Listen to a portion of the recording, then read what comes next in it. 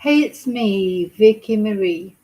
Good morning, good afternoon, good evening, wherever you are in this crazy world we're living in. So, in today's video, I'm going to talk about three cases. I'm going to give some updates. Three cases that we've been covering. First of all, I just want to say that if you're a person who doesn't like the waffle, there's going to be some waffle as well. Later, when I finish this live stream, I will split it into three smaller videos with the individual cases. So, if you're a person who just prefers a short video and doesn't like the waffle that often comes with it on my channel, then you're probably better off waiting for those. Anyway, also, I'll give you the order in which I'm going to talk about these cases. So the first case I'm going to give you an update on, just so you know whether, to go make a cup of tea, because you may only be interested in one particular case and not in the others. So, we all have what we're interested in for whatever reason. So where is my photo? Oh, so I failed in the first instance. I can't find the photo of John George. Anyway, that's who I'm going to talk about first of all, is John George. And this is, John George is Irish, but the actual crime took place here in Spain, not that far away from where I am, actually. So we're going to talk about John George first of all, some developments in his case, which is, Spain. If you think the sort of wheels of justice go slowly in your country, Spain is, just notorious for it. But so we have had a development. So we're going to talk about that, about John George. We're then going to talk about Anna Kepner. I do have a photo to hand here. This is Anna, teenage girl who was murdered while she was on a cruise with her family, probably by her stepbrother. And there's been some developments there in that case. We're going to talk about that next. So first John George, then Anna Kepner. And then how could we not, because after the welcome guilty verdicts yesterday for Preston Davey's horrible dads, we're going to talk a little bit about that case. Tonight is the vigil for Preston. It's happy birthday, Preston. Today is Preston's birthday, his 4th birthday. But sadly, it's a heavenly birthday because Preston is not here to celebrate his 4th birthday as children should be able to, is he? So we're going to talk about that then at the end. So just to give you an idea of what sorry, I just got to do something here. Just to give you an idea of, how this is going to pan out. So first and foremost, of course, thank you. Thank you, especially for your caring about Preston. A lot of you have been interested in Preston's case. And as I say, we did get the welcome verdict in the end of guilty. But of course, doesn't bring Preston back. But thank you for caring about him. Also, thank you to all of you that have subscribed. Please leave your DNA on that subscribe button and the like button and share. If it's a Preston Davey video, please share, because YouTube, every single video, they limit the and so they don't share it, basically. So what that means is if YouTube limit the ads on a video, it's not only that it means the video doesn't get monetized, which to be honest I don't care about, but it won't get shared, it won't get pushed into the algorithm because YouTube's not making any money on it, because they're not putting any ads on it, because it's got unpalatable content. And this is so with the Preston Davey videos especially, please share, because we want everyone to know Preston's story. I've been sort of humming and hawing about what I'm going to talk to you about later, about his story. But whether to do it or not. But you can't brush things under the carpet as if they haven't happened. I do feel that's what's happened a bit with Preston's case. As far as the mainstream media is concerned, I mean, they were reporting on it a lot yesterday, and they probably will be today. But really, it has been virtually ignored, isn't it? I do feel that if the dads were immigrants or whatever, there would have been much more attention, because that's much more fashionable at the moment to bash immigrants. So they find it hard to bash professional people like Jamie Varley and John GF, and also because they're gay, they're probably wary of being homophobic. But what, you can't call someone a twonk just because they're gay. So they're not a twonk because they're gay, they're a twonk because they're a twonk. Anyway, so I'm not shying away from it. I'm going to talk about it. Some people may not agree with it, but that's what I'm going to do. But first of all, sorry, I got sidetracked already. So please, if it's the Preston Davey videos, especially share them, please. Thank you for those who like the videos. That's very useful. Thank you. And then, of course, a special thank you to my members, to those of you who've joined the channel. We do an exclusive members live every fortnight. You get to use the members emojis. There's occasional sort of photos, more personal photos from me, extra videos, etc. Thank you to those who've bought a Ko-fi. That's very kind. Thank you. And don't forget, my merchandise page is on my Ko-fi page. Thank you to those who've ordered merchandise. Sometime, some of you have ordered them on there, or some of you have sent me emails. You can order the merchandise however you want. You can personalize whatever it is. This is the I'm not in the mood for twonks today mug. You can get in all different colors, but you can put any message on there. You just tell me what you want. It can be with a photo, without a photo. You just tell me what you want and I'll do it for you. What else? So yeah, thank you for emails. And thank you for your comments. So I've had a lot of comments, particularly over the Preston Davey case. I've tried to respond to all of them. I comment. Some of them, I don't agree with them. I may not respond to them. I don't have deleted comments. I think the only thing I delete a comment is if someone was really offensive, but to be honest, YouTube normally takes care of that. I've had to dig a few comments out of hidden comments. I don't like other YouTube channels being mentioned because that can cause problems. I don't mind you mentioning the other channel just by name. What else do I need to say? So yeah, thank you to all of you who've left comments. Most of you, a really overwhelming amount of your comments have been supportive. How many people that cared about little baby Preston. Just sad that his adoptive dads didn't give a shit about him, isn't it? But anyway, we'll get on to that.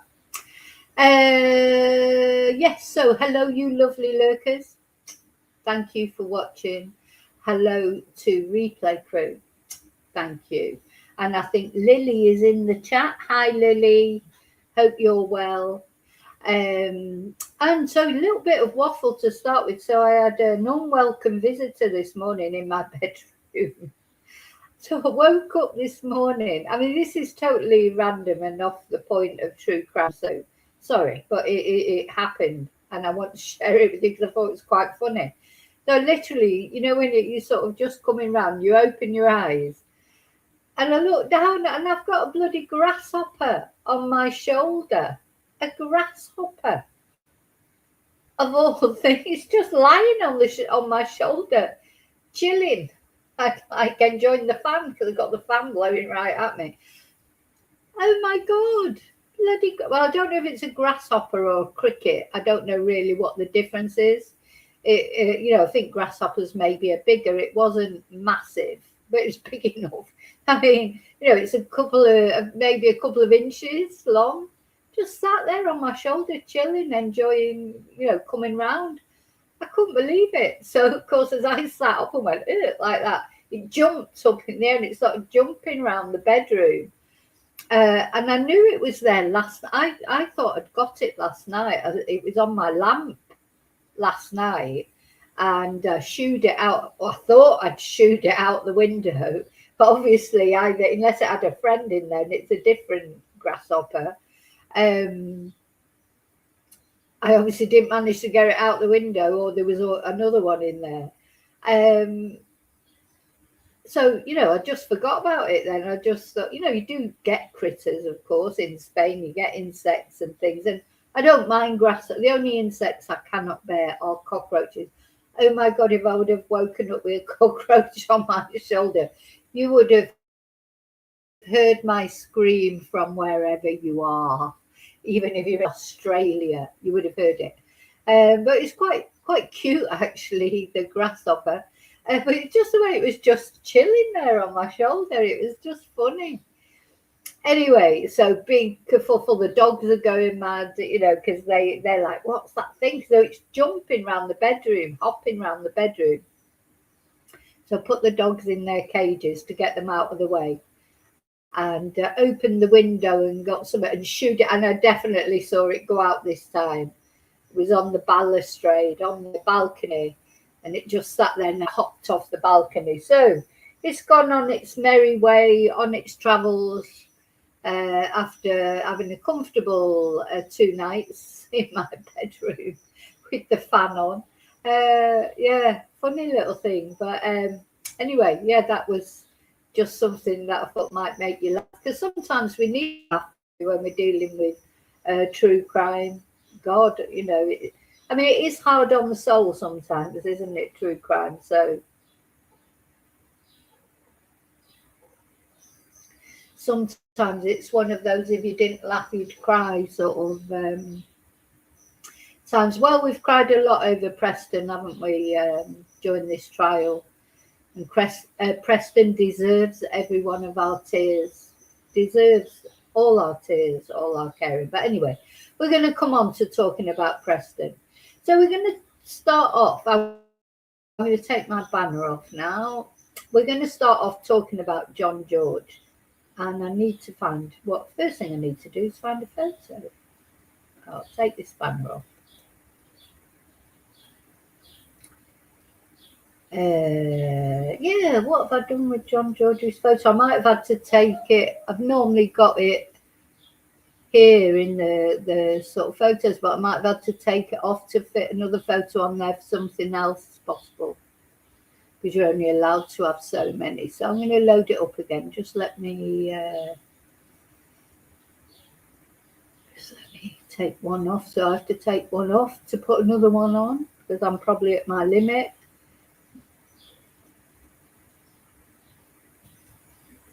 So John George. I know a lot of you have followed this case with me since it began. John George is I think he was 37 year old man from Northern Ireland. Yeah, I've got his photo. I think John George is, he's got one of the best smiles that I've ever seen. Every photo you see of him, he's smiling. He's got a very, very nice smile. But anyway. So what happened with John George? Well, John, he is a bit of a rogue, definitely. He lost his way in life at some point. His parents say it's when he was sent to juvenile detention for, I can't think what his original crime was. I think it was fighting or whatever. So he's not an angel, and his family would be the first people to admit he's not an angel. He then got addicted to prescription drugs, apparently, while he was in prison. And that was when he was very young, and we're going to talk later about Preston Davey's mom. And she was very young when she married, but her crime was much more heinous than the crime John George committed. Anyway, got involved in drugs, as many people do. I mean, if you think it could never happen to your son or your daughter, it can, and sometimes it's a big surprise because you can't believe that your child, they're all babies like Preston at one point, aren't they? You don't think that they'll grow up to either be murderers like Jamie Varley, or to be, let's say, the apple, if you like Johnny got involved with drug running and things like that. So yeah, we're not saying angel, but he still did not deserve what happened to him as a father of two boys. They've lost their father. So he came a couple of years ago. He came out ostensibly for a few days holiday, and he was supposed to be on a plane going home, and he never got on that plane. But there is some conjecture: did he even book that flight, or did somebody else book that flight to make it look like he was still alive? It's thought that he quite possibly might have already been deceased by then. So, that's what we're going to find out in the court case when it finally comes up. So his family will never forget Billy George's dad and his tearful pleas on camera, please give me my son back, knowing that his son was dead, pleading for his body to be returned. And his family came over here. So this was not last Christmas, it was the Christmas before. They spent all Christmas and New Year searching for their son's body, their loved one's body, in the wrong place because they'd been given all the wrong information deliberately. They even brought a search team over from Northern Ireland, and they were looking in the wrong place. Everybody was looking in the wrong place. They were taunted, really. I think just as bad that John George was murdered, but then the family were literally taunted. That's completely unnecessary, isn't it? Whatever the reasons behind why John George was murdered, I don't know. We don't know because we haven't had the court case yet. But to taunt a family like that, to leave them in a foreign country searching for their son's body, with all the problems that entails, like the language barrier, etc. Really horrible thing to do, and then reveling in it. So the thing is, there were two suspects in this case. So there is Johnny Smith and Michael Malley. They were the two main suspects. Michael Malley gave himself up to the police, and in fact it was him who said where John's body was. And John had been brutally murdered. He'd been shot in the face, he'd been stabbed in the leg, he'd been stripped or half stripped and just dumped in a lemon grove in Rocales in Spain. So, it's really brutal. Anyway, Michael Malley, he did give himself up, went to the police, told them where the body was, and he was given bail. So Michael Malley, one of the suspects, he was out on bail. The other suspect, Johnny Smith, he did a runner. He ran off first of all to Gibraltar, where he married his girlfriend, who I think was 19 at the time, 19 or 20, Madison Allen, who's an OnlyFans model. So he went off and married her in Gibraltar.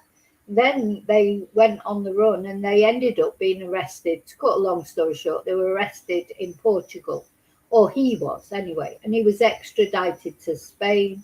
He was put in prison. He was refused bail because obviously he was a flight risk, or, because he'd already run off once, gone on the run once. So he was in prison in Alicante. But because he'd had the foresight to marry his OnlyFans model wife, Madison, they were getting conjugal visits, because in Spain you get conjugal visits. So that's probably why he married her. Anyway, in the meantime, other things have happened. So while the family, John George's family, patiently waiting for the court case, because as I say, the wheels of justice, they turn slowly in Spain, so there'll be justice. There will definitely be justice, but when, I don't know. we still do not have a date for the trial. Hello, inquiring minds. Hi, thank you for watching. So we still don't have a date for the trial. Anyway, then in the meantime, one of the suspects, Michael Malley, who's a Czechoslovakian national, he was murdered himself, shot in the head several times at a beach location up in Punta Prima near Torrevieja in Spain. And that was supposedly someone has been arrested, a man from Manchester, a hitman who did that. Now, was Michael Malley disposed of so he could be the fall guy for the murder of John George? Don't know. Then the next thing that happened was Madison Smith, the now wife of Johnny Smith, she was arrested for possession of a huge amount of drugs and weapons, and she was released on bail. Why was she released on bail? I think it was €40. Since then, she has also probably making a video for TikTok, because she's all over social media, crashed into a car and one man was killed. One man was killed in an accident. So that's like manslaughter, I suppose. She was driving a BMW or something, probably videoing herself. I don't know what she was doing. But anyway, she wasn't paying attention. She was perhaps high as a kite. I don't know. But a man died. So the bodies are stacking up. You've got John George, the original person who was murdered. You've got Michael Malley, one of the suspects, who himself now has been murdered. You've got the man that Madison Allen killed in the car accident. 3 bodies. Then another guy, somewhere in the middle of all this, Dan McMeekin, a guy who knew all the people involved. He was stabbed in the neck outside a bar in La Zenia, in Orihuela Costa. Had to be rushed to hospital, barely escaped with his life. So this is horrible, isn't it? All the violence. Then Madison, Johnny Smith's wife now, the OnlyFans model, a woman who, makes her living on her looks, very attractive woman, girl. I think of her as a girl, but she's not. She is a woman. She's 21 now, I think, or maybe 22. I'm not sure. She was slashed, had her face slashed and disfigured. I don't know how serious it is, but she had a scar right across her, a bit like the Joker type thing. So it's just been one thing after another. And in the meantime, John George's family are sitting back in the background thinking, when's justice going to come for our brother, our son? And they've been trolled a lot. It's been a very horrible case, to be honest. All the murder cases, of course, they're horrible, but I find it horrible that the attacking of John George's family, people accusing them of all sorts. Well, I don't know them. Maybe they're not, whiter than white. Who is whiter than white? Is there any of us that could sit there and say, oh, no, I've never done anything wrong in my life? You might not have murdered someone, but come on. People, or you or your family, people get involved in things, and as I say, I think anyone who says, oh, that could never happen with my son, or that could never happen with my daughter, or you just know what might happen in life. So you've got to be careful to judge too harshly. Especially when someone, they haven't murdered anybody, for God's sake. So, I don't get all this trolling of victims' families, etc. I just don't understand it. Even if you thought it, why say it when they're going through enough? What does that make you? You have to think, what sort of person does that make you? If you're a person that throws all this hatred out, at families of people who have lost loved ones, whether their loved ones were saints or angels or not. What sort of person does it mean you are? Anyway, so that was the situation. So so one suspect is dead. So there's Johnny Smith is the only suspect remaining. He is back in prison. He was released on bail over Christmas, but he broke the terms of his bail, which I presume are not having any weapons and things like that. He had weapons. Anyway, he's back in prison.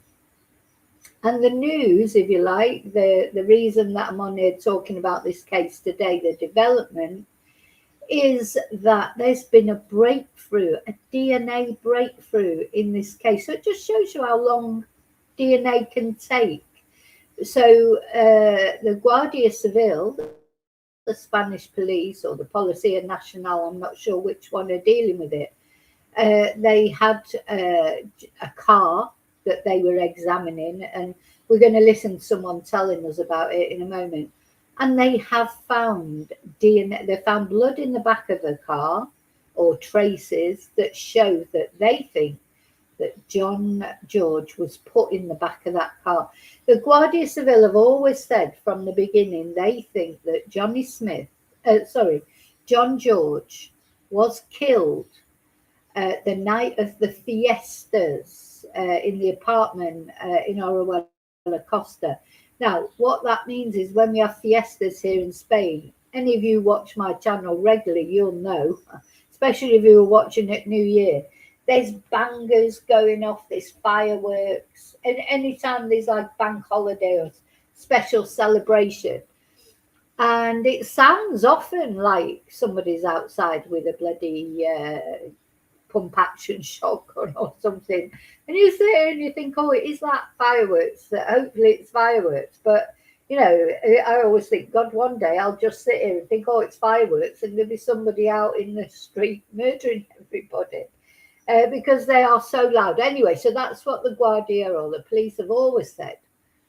They thought that John George had been murdered in that apartment in Orihuela Costa, and the noise of the fireworks going off had masked the noise, because the neighbours didn't know anything.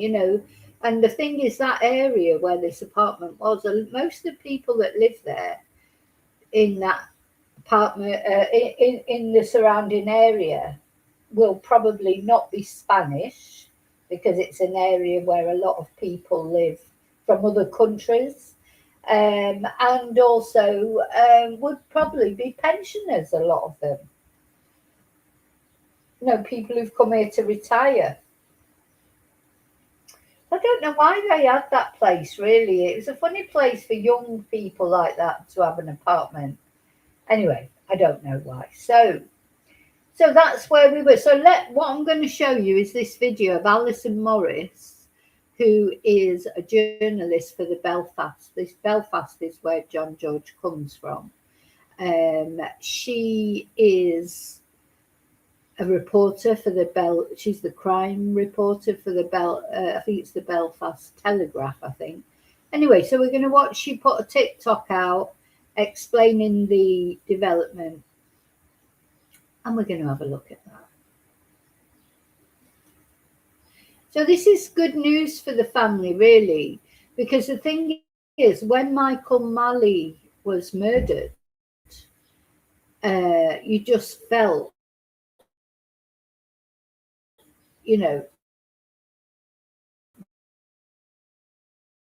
that Malley's important for the conviction of Johnny Smith. And, there was, I think, this worry that once Michael Malley had been murdered, how would this affect the case against Johnny Smith? Would he end up not enough evidence to prove he did it? But DNA evidence Can't wriggle out of that one, can you? You know,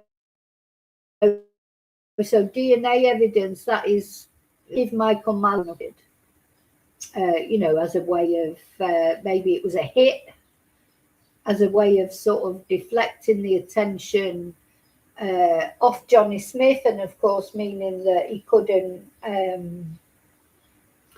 couldn't testify against Johnny. Now, I need to say that Michael Malley was not an angel either, so it may be that Michael Malley was murdered. Nothing to do with the John George case. Could be something else. He was up to his neck in drugs, the drugs world, etc. So we don't know that the reason for it just seems a coincidence, isn't it? There he is, a prime witness in a murder case, and boom, he ends up being murdered. So we don't know for certain that Michael Malley was murdered because of the John George case, but he was murdered for some reason. He didn't shoot himself in the head a few times. So, yeah. Hi, Daniel. Yeah, happy Tuesday. Thanks for watching. So, there was this consternation when and don't get Michael Malley too, he was a father as well. So I just want to spare a thought for his, for if you don't care about John George, at least care about his boys. Same with Michael Malley, maybe he was a piece of shit, I don't know, but he has a daughter. She's the innocent, she hasn't done anything. So we have to think about them. Okay, so let's have a look at this video. Or a listen. I've got to find the... Today, family received good news from the Spanish authorities this week that the forensics being carried on a BX5 that had been recovered in Spain. It had no number plates on it, but they were able to trace that car through other means, but it had been undergone forensic examination, and they have been told this week that what they call organic matter, so blood of the dead man, of John George, and therefore they believe that car was used to transport his body.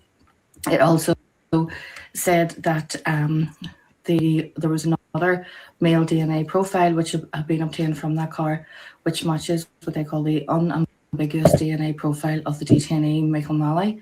So that ties in with that. And then it said swabs taken from the driver's seat and seatbelt matches the unambiguous genetic profile of the detainee, Johnny Smith. And they said this had been obtained during the preparation of our previous report. So Smith fled Spain after the murder of John George. He was arrested in Portugal in March 2025. He was extradited back to Spain, and then he was released last year on a bail bond of €100,000. But since his release, he was constantly coming to the attention of the Spanish police and the Spanish media. And in March of this year, he was caught with a number of weapons after he was stopped by police along with his wife, Madison Allen. He had a 9mm Star pistol in a van he was driving, and during a follow-up search in Morlatt near Benidorm, other weapons were discovered. It's not the sharpest tack, is it? He got his bond. He was released at Christmas, €100,000 he had to put up, or someone had to put up for him. And he was released. You think he'd just keep a low profile, wouldn't you? You'd be lucky that you were released for Christmas. John George's family didn't get a chance to spend that Christmas with John George, and the Christmas before they'd spent searching for his body all over the Costa Blanca. I just can't believe how people are so thick, really, So Johnny Smith, he could have just kept his head down. But no, he was all over social media with his wife. He was fighting. As Alison just said, he was found with weapons, with drugs. Just even the Spanish judge that put him back in prison said he's just making a mockery of the Spanish justice system. And believe me, the Spanish justice system is lenient towards offenders, I think. Personally, I think they're much too lenient towards offenders. So, he had all those opportunities. And boom, so he's got what he did. He's only got himself to blame for it. He was given every opportunity, to walk free at least until his trial. So yeah, he just deserves everything he gets, really. But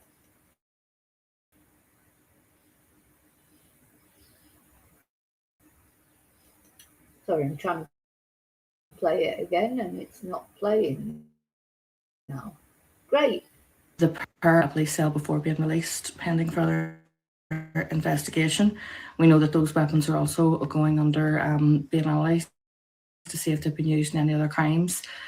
Smith then was up for a bail variation. He had the family of John George had appealed the fact he'd been released on bail, but then Johnny Smith himself made a counter application saying he wanted his bail bonds relaxed to allow him to sign on just once a week and for the bond to be reduced to £30,000. However, the judge was shown evidence of social media content uploaded by the couple, who had been very active on various different social media platforms, which appeared to be mocking members of the deceased man's family, including his father, Billy George.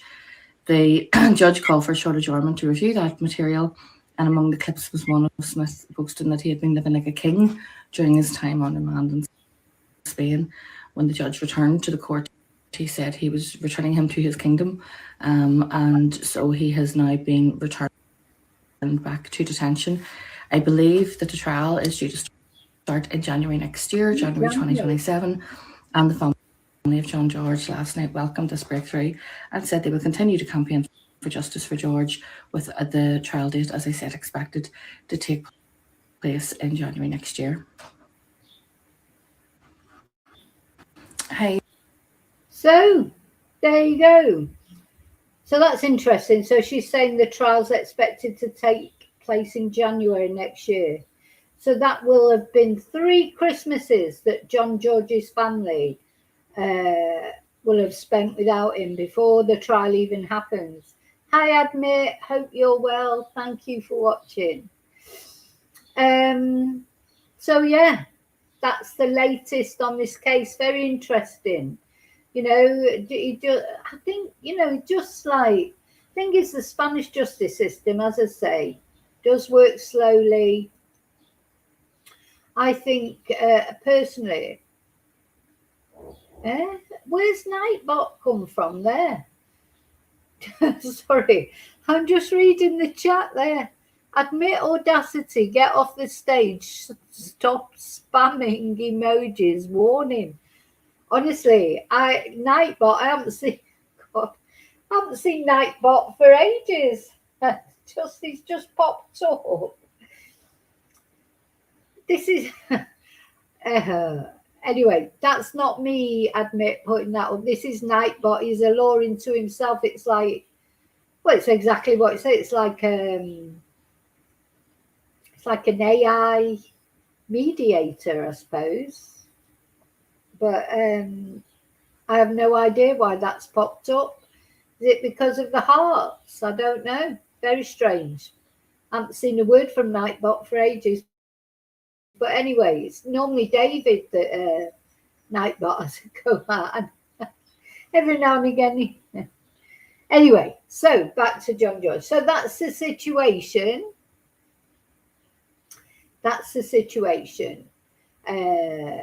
DNA found in the car, not only the DNA of John George in the boots, but also the DNA of Johnny Smith on the seatbelt and the steering wheel. So even though Michael Malley has, cannot testify because he's dead because somebody shot him, DNA is difficult to wriggle out. So whether that, and if Johnny Smith is found guilty, he's looking at 15 years. Spanish sentences aren't good. You might think sentences aren't very good in your country, but Spain, they're crap. But they take other 15 years, I think, is the minimum, or is it even the maximum? I don't know. So he's definitely going to get 15 years if he's found guilty. But then they take in other circumstances and things, so it may end up being more than that, of course. Oh, too many hearts, admit. Yeah, you got too much love, too much love. So yeah, I didn't know that. But anyway, Nightbot, I can't believe it just popped up there. I haven't seen him for ages. Anyway, so yeah, that's the update that I wanted to give you about the Johnny Smith case that we've been. Sorry, not well. It is Johnny Smith. He's the killer or alleged killer. The John George case that we've been following right from when it first happened. A long time ago now, coming up to 2 years since this man was brutally murdered, and his family had to go through all that. So, yeah, just sort of let you know about that. So I'm going to move on now, and I'm going to give you an update on another case we've been following, which is Anna Kepner. Anna Kepner. So I'm going to give you a brief sort of background of who Anna Kepner is and what happened to her. Let me just put down some windows. So this girl, young girl, attractive girl, typical teenage girl, often making Instagram videos, selfies, etc. A girl with massive potential in front of her, like everybody of her age. 17 years old, she had plans to join the military. She wanted to be a K9 officer. Everyone described her as a lovely girl. Blah, de, blah, de, blah. They always are lovely, aren't they? Such a loss to the world. It's ironic, isn't it? Because the victims are a big loss, not only to their families, of course, but to all of us, to the world in general. Quite often victims, they're like the people we need in the world, the good people. It's the good people that become victims because predators, they pick on good people, don't they, I think? If somebody's like maybe, I don't know, they pick on people who they know they can pick on. So they could be vulnerable because of their age, like Preston, because he was just a baby. Or Nancy Guthrie because she was elderly, or Anna. Anna's a young girl, a young attractive girl. So I think there's a real strong sex motive in this murder. So Anna went on a cruise from Orlando in Florida, a Disney cruise. I think it's the Carnival, the cruise ship was called, with her blended family. So she's on this cruise. This is what always amazes me. She's on a cruise. There's 9 of them. And this girl was still not safe. On a massive cruise ship, thousands of people, and 9 members of her family. And she still wasn't safe. She still got murdered. Unbelievable. Where are you safe? Anyway, so it was her dad, her biological dad, his new wife, Shauna, I think her name is. Then there was her stepbrother, Timothy Hudson, her other brother, who I think is biological brother. So how many is that? Then the grandma and granddad were on this cruise. And then I think there were other children on there that it's not really been clarified, or I don't know exactly. So anyway, there was 9 of them. And Anna and her 2 brothers, her stepbrother, Timothy, and her brother were sharing a stateroom together. Now, there's so much discrepancy about Anna's relationship with her stepbrother, Timothy Hudson. Let's put a picture up of him. I want to show you the difference in size between, because he's quite a weedy guy, I would say. He doesn't look like a strong guy. But when you look at him next to Anna, see how tiny she is? see how tiny Anna Kepner is? So he might not be a great big strong guy, he might be a bit of a skinny guy, and that a lot of people say that, oh, he couldn't possibly have done it because he's not strong enough. Look at the difference in size. Poor Anna, poor Anna. Anyway, there's some discrepancy about how well they got on or didn't get on. You know, the stepmother says, his biological mother says, oh yeah, they got on really well. You know, him, her, and the other brother, they were like the three amigos, she described them. And that's why she felt comfortable, them all sharing a stateroom on the cruise ship. In fact, she said that Anna was offered the opportunity to stay with her grandparents instead, and she wanted to stay with the two boys. Now, that's quite likely because Anna probably wanted freedom. You know, she's a young girl, teenage girl. We already know that, in fact, on that trip, she had had a liaison with another person similar age to her, another young lad. She had had sex with somebody else.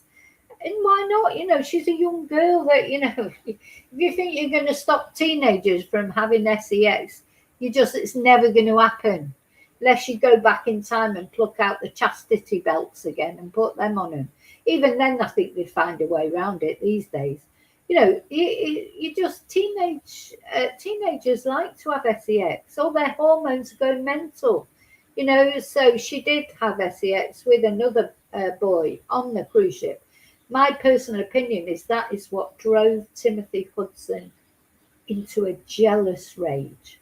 I bet he found out that she'd been with somebody, and it said that he had an obsession with Anna. Again, it's, you know, we have to wait to the trial to find out all the proper details. An ex-boyfriend of Anna's said, you know, he was on FaceTime one day with Anna, and this Timothy Hudson jumped on top of her and, you know, practically an assault, really, while he was, you know, that he was obsessed with her in an sex way. So it just makes you wonder, is that what happened? Did he find out that Anna on this cruise ship had met a young lad, had sex, and, you know, did he fly into a jealous rage?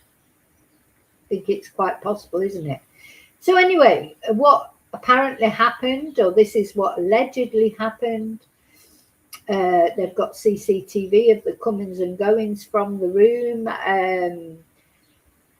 You know, Timothy Hudson went in there, then Anna went back to the room, and then the other brother tried to get into the room and wasn't allowed in. Timothy Hudson made him wait 5-10 minutes before he let him in. And then the other brother went in the room, not knowing that Anna, by then, she was dead and she'd been stuffed under the bed, covered over with life jackets. Then Timothy Hudson, off he went to dispose of Anna's phone.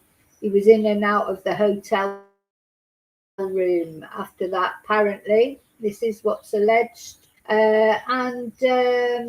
Yeah, that's what the prosecution are alleging.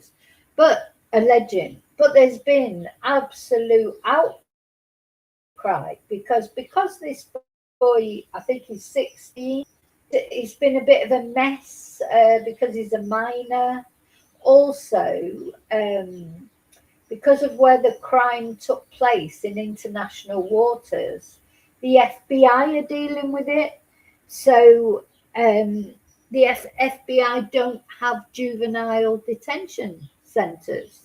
So when Timothy appeared in court not long ago, the judge said he had to look into where he could be held.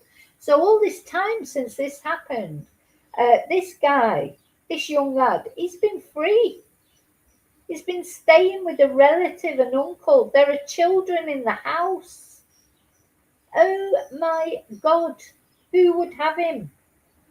You wouldn't have him in your house, would you? Not even whether you had children or not. But so, after what he's allegedly done, the FBI have just arrested him just fun of it. Anyway, he's going to be tried as an adult, and the good news is he has finally been put in prison.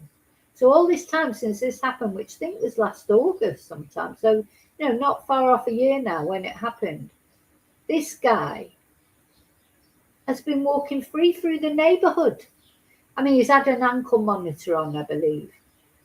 But yeah, he's just been going through his life. Anyway, so what they're saying is that he was assessed, mentally, if you like, and he's showing absolutely no remorse. And it's thought that it's clear that he would do exactly the same thing again. He's got something wrong with him, clearly. So he's supposed to have murdered Anna with a chokehold. He also RAPED'd her. And I read on one, video that I was watching about this, that he chokeholded her. The chokehold was so strong that her eardrums burst. I don't know how that would happen. Maybe that's not true. I don't know, but paints a horrible picture, doesn't it? He certainly RAPED'd her. So sex assault, murder, and poor Anna extinguished, totally extinguished her life, the promise, a life that had a lot in front of it, and all the, wanted to join the military, wanted to be a K9 officer. She had plans, she had hopes, she had dreams, and they've all gone because of that twonk. So let me just have a look at this article, and then I can read out for you what actually has happened. There's a lot of evil in the world, isn't it? We have to remember that there is more good than evil, but sometimes it is hard to remember, isn't it? Sometimes you just get sort of submerged in these horrible things that people can do to each other. And they were close. Well, they were a blended family. So, this cruise, I think, was part of the effort to bring the family together, to all live happily ever after. Didn't work out, did it? Just didn't work out, sadly. And Anna's the one who's paid the price for it. Anna's the one who's paid the price. Okay, let's have a look. So, new evidence in cruise ship murder. Let's try and watch the video. Today, the Florida teenager charged with sexually assaulting and killing his 18-year-old stepsister on a Carnival cruise appearing in court. Timothy, do you have anything you want to say? A federal judge ruling Timothy Hudson, now 16 years old, can remain with family ahead of his trial for the murder of Anna Kepner. It comes as we get a more detailed picture of what prosecutors. So here's the family all, that's the family all on there. So we're not 2, 3, 4, 5, 6, 7, 8, 9. 9 of them all together. Why was Anna not safe? Her parents, her grandparents. And here's this twonk here at the back. Why was he not safe? Why was she not safe against this boy? That's the other brother there. He's the one who didn't know, but he slept in the same room. Awful. It really is awful. What family would give him somewhere to stay when they had children in the house as well?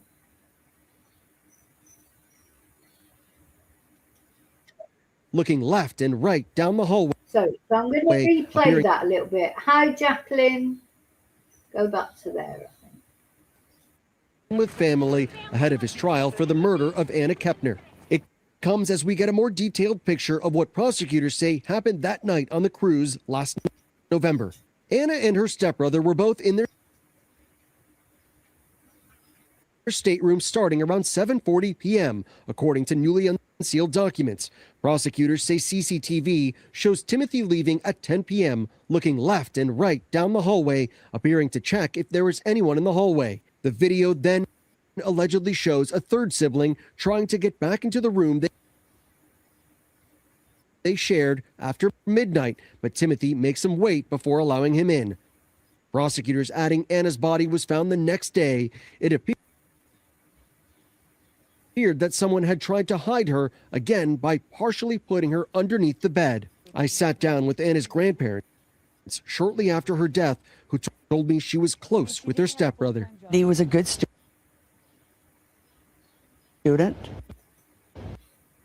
Yeah, this is the weirdest video that I've ever seen. So this woman is Anna's grandmother, biological grandmother. They've got similar eyes, actually. And she was defending him. Honest to God, I just feel with this whole case, Anna, who cared about Anna enough to protect her? You know, they seemed like they were all trying to say, oh, poor Timothy would never have done this. His defense is he can't remember anything. That's what he's saying at the moment. He doesn't remember anything that happened that night. That's convenient, isn't it? I personally think he would, if the coast would have been clear, he would have tried to get Anna out the room and push her over the side. I think that's what he was planning on doing. He obviously lost his head because, you know, there's no really, you know, if you planned it, you wouldn't do it on a cruise ship probably, because where are you going to put the body? But I wonder if that's what he was thinking. He's just going to push her over the side. Anyway, so this woman, very strange interview this. You know, this is her biological granddaughter, and she's more defending him. Played soccer. He played soccer. Very quiet young man. He had demons. Yeah, no shit, Shirley. I think in his past, and he was trying to deal with those. Timothy Hudson has pleaded not guilty. Tonight, Anna's dad tells ABC News, I want him in custody. I want him to be held accountable. And yeah, so the dad came out and said he wanted him to be. Anna Kepner's father speaking out. These lovely pictures of Anna. Sorry, I do like looking at the pictures of her. She's a very beautiful girl, and you know, once she was going to be an even more beautiful woman. You could see that.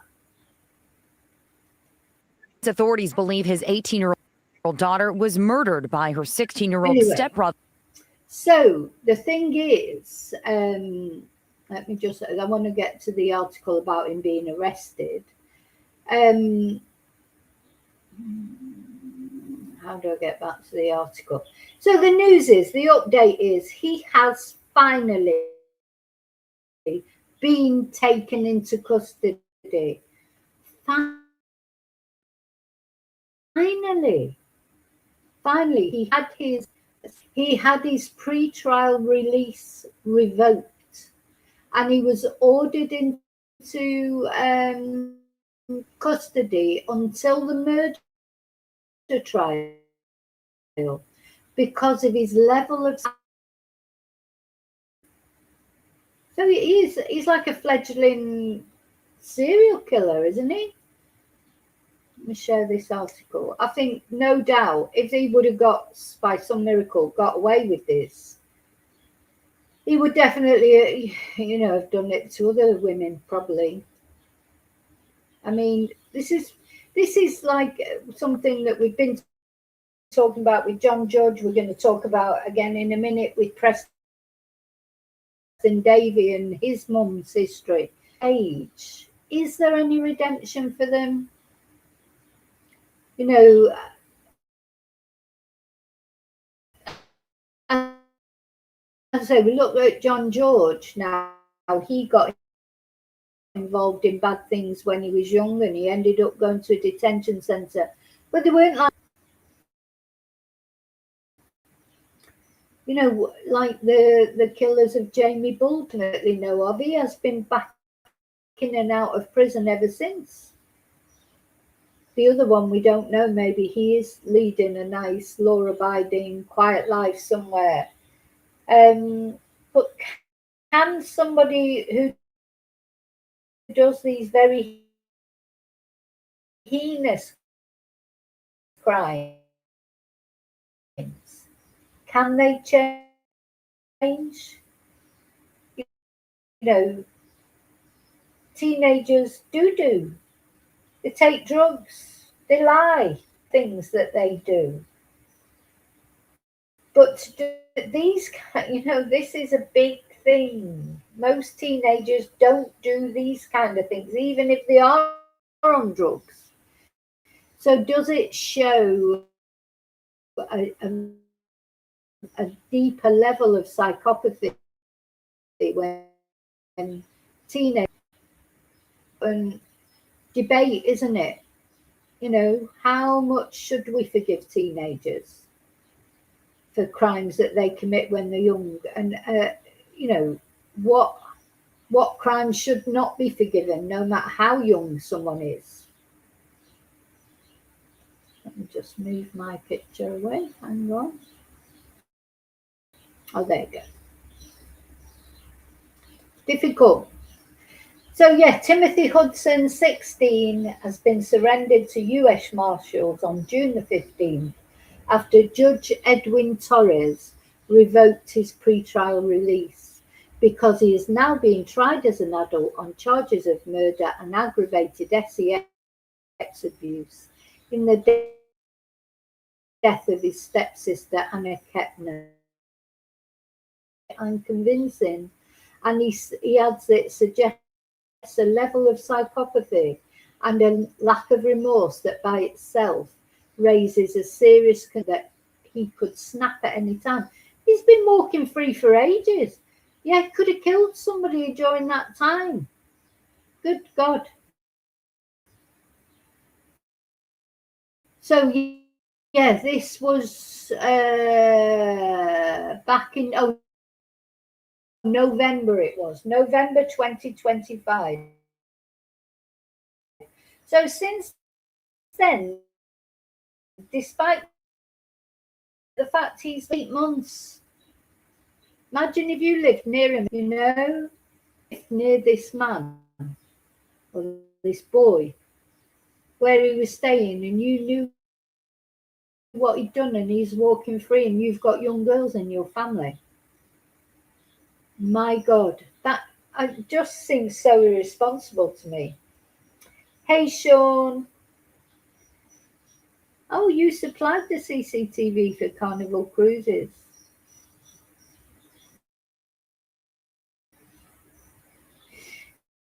Yeah, well, this is America, of course. So, there's loads of him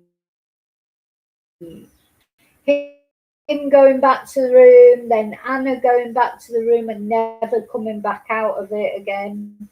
Then the brother going to the room and not being allowed in. Then finally being allowed in, and then him coming out the van and phone. It's all on CCTV. So, he's not going to get away with it. I know, we keep coming up against this. Everyone's innocent until proven guilty. But sometimes the evidence is so overwhelming. You know that he's guilty, that he's done something. Because, so apparently he surrendered to US Marshals on that's to be Torres, who ordered him to turn himself in a week after prosecutors moved to revoke his pretrial release. So yeah, the prosecution and Anna's family have been trying to get him put into prison, whereas the defense are trying to argue. So Judge Torres thinks that Hudson presents a danger to both himself and others. He had been released into the custody of a family member. Oh my God, I couldn't have him in my house. I'm sorry, I couldn't. Not after, he hasn't, as I say, he's not just a shoplifter. He's not been writing forged checks or credit card fraud. It's RAP murder. You couldn't have him in your house. Or I couldn't. Anyway, just being honest. honest. So originally he was charged as a minor, but personally I think cruises are very dangerous. I've heard of loads of mysteries on cruises. So apparently the US Attorney's Office had argued he should be kept in custody when he was first charged in February, but he failed to meet the burden of proof required by the juvenile exercises. Rehabilitation. You can't, listen, some people cannot be rehabilitated, I'm sorry. You can be rehabilitated if you've been a drug addict or you've, shoplifted or done. Yes, I believe in rehabilitation, but not for murder and RAPE. I don't think you can be rehabilitated. I just don't think you can. Just the way it is. You've got to be a special sort of person to do. So the federal statute emphasizes rehabilitation over punishment for juveniles, and as such strongly discourages pretrial detention for minors or conditioning their release on the posting of.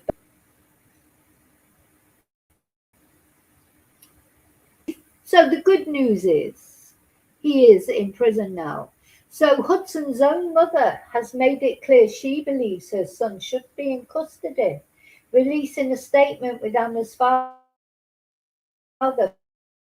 following his first court appearance in February, which read in part, "At this time, it is deeply painful and distressing son is able to walk freely, and this adds to our grief and outrage." Now, of course, they're not exactly whiter themselves, are they? There's been a lot of talk about what supervision were these people given. Why were they not given any supervision? Were they not? Oh, hang on. Am I back? I went off then, I think. Oh, I'm back. Am I back in the room? I think I'm back in the room. There's been a lot of criticism of the parents, of course, for not supervising properly, because, of course, they had two other younger children there with them.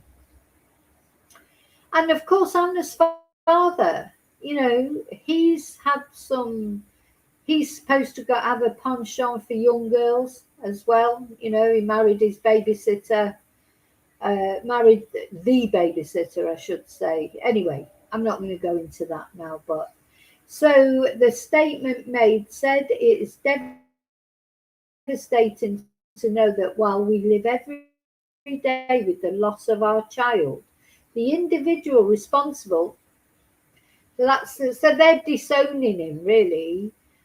But as I say, there's been a lot of criticism of them for not monitoring the behaviour on the cruise ship enough, because they were minors. And of course, Anna went off and had a relationship with another young boy, or had an encounter, if you like. Who was monitoring these young people on this cruise? That's the criticism that Anna's dad and stepmom are getting. And well, I'll leave you to make your mind up about that. But the good news is, and it is good news, I think, for the world, really, or certainly for everyone who lives around the area where he was living. This boy was walking free. I just want to put this picture up again because I do think it's important to see, look, he might look weedy when you see him on his own, but look at him next to Anna. The difference in size. Because I think when you see a picture of him on his own, and I've actually seen comments people have made, oh, he doesn't look like he could put someone in an arm lock and murder them. He's only sort of skinny and weedy. but he's still massive compared to Anna. She was tiny, barely 5 foot, I think. God. See, these are the dangers of blended families. You know, blended families can be great. You can end up with a sibling that maybe you didn't have a sibling, and it's great, and you can build a good relationship with your blended sibling. But you know, it has to be monitored, because it doesn't always work that way. Sometimes there's jealousy, you know, all sorts of things. I've done many a case where somebody has been killed by a half sibling or a step sibling. Becky Watts in the UK, her stepbrother Nathan murdered her, didn't he? And dismembered her, and probably RAPD'd her, but of course that couldn't be established. You know, just because you want a blended family to work doesn't mean necessarily that it will. So you have to monitor it. You can't just think, oh, just leave them all to it. You know, so yeah, he's very tall. He's very tall, so I'm sorry, I admit you can't hear it, but it will be breaking up a little. It did break up for a while, but hopefully it's back okay now. Not much I can do with it, I'm afraid. It's my computer. So that was the update I wanted to give you. So he is in custody. Thank God. At last, he's in custody. And I'll keep an eye on this case. I suppose that'll be it now until the trial, really, or maybe discovery and things like that that happen. Yeah. Yeah, it did go for a brief thing where it was breaking up, but I think it's okay now. It's just not anything. I try and keep an eye on it. I've got my phone in front of me so I can see if it freezes or whatever. So that's Anna. That's Anna. That's the update on poor Anna. As I say, a loss to the world. You know, bright future in front of her. She was going to be a positive contribution to society. And yeah, when these people die, taken from this world, it's a loss to all of us. Just to the world as a whole, as well as the family. Obviously, the family is the most important thing. But after that, the friends. You know, then there's the sort of trauma of the people who found her. There'll be the trauma coming up of the jurors in the trial and the judge who have to listen to what this boy did to her. You know, there's so many ripples. You know, when somebody does such a terrible thing as this, or any of the crimes that we look at, the ripples go out, don't they? It affects everybody. That's why it how can I put it? It does affect us. You don't have to know a person to be affected by what happened to them and to care about justice for them. You know, I'm constantly, because of doing True Crime Channel, I'm constantly, you know, questioning myself, well, why am I doing this? Why sometimes I get so down with it, your soul hurts. But then I know why I'm doing it. I'm doing it because why should these twonks not get talked about? We can't just forget that these things ever happen. Talking of which, and now we saw Preston. This has probably been the worst case that I've ever covered. I mean, it's just awful, isn't it? And the positive thing that's happened yesterday, of course, guilty on all charges. The new sort of, they remind me so much of, look, when you see the picture of them together, these monster dads. It's like Ian Brady and Myra Hindley, isn't it? You know, what, seeing them like that, they're going to go down in history, in British history, as probably one of the worst couples, you know, couple killers in British history. You know, you've got the Wests, Fred and Rose West. They killed their own children, you know, and they weren't gay. you know, because I don't want this turning into a homophobic attack, then they're not evil because they're gay. They're evil, full stop. Fred West and Rosemary West were evil. Ian Brady and Myra Hindley, evil. They didn't kill their own children, but only probably because they didn't have any. They went and picked on other people's children. But they're on a par, aren't they, to these horrible, gruesome twosomes that have been part of British crime history. Not immigrants, you know, immigrants get the blame for a lot of things, but we've got plenty of homegrown British killers. And some of the worst sort of cases in British history, they are British people, are the perpetrators. We can't think that British people never do anything wrong. Only immigrants do wrong things. I mean, it's just the most ridiculous argument in the world, isn't it, really? Save our kids? Yes, how are you going to save the kids? Because you don't know who these psychopaths are until something happens. In this particular case, with beautiful little Preston, let's put a picture of him up, he's much nicer to look at. Just such a beautiful, beautiful baby. Happy, smiley. You know, if he wouldn't have died that day, he'd still be out there being abused now, probably. It's almost, you know, it's like he gave up and you know, did God just take him away from all that abuse? Because, you know, I have really wrestled with this because I believe in God. And sometimes I can't see, you know, you just can't see how God could turn his face away and let this little boy be treated the way it was. You know, it's hard. It makes it hard to understand why it happened to this beautiful little boy. This little boy never had a chance in life, did he? I don't think. But anyway, so this is how I like to think of him. Smiling in heaven with his little angel wings, being cuddled, cosseted, made a fuss of, all the things that should have happened to him in this world, but sadly didn't.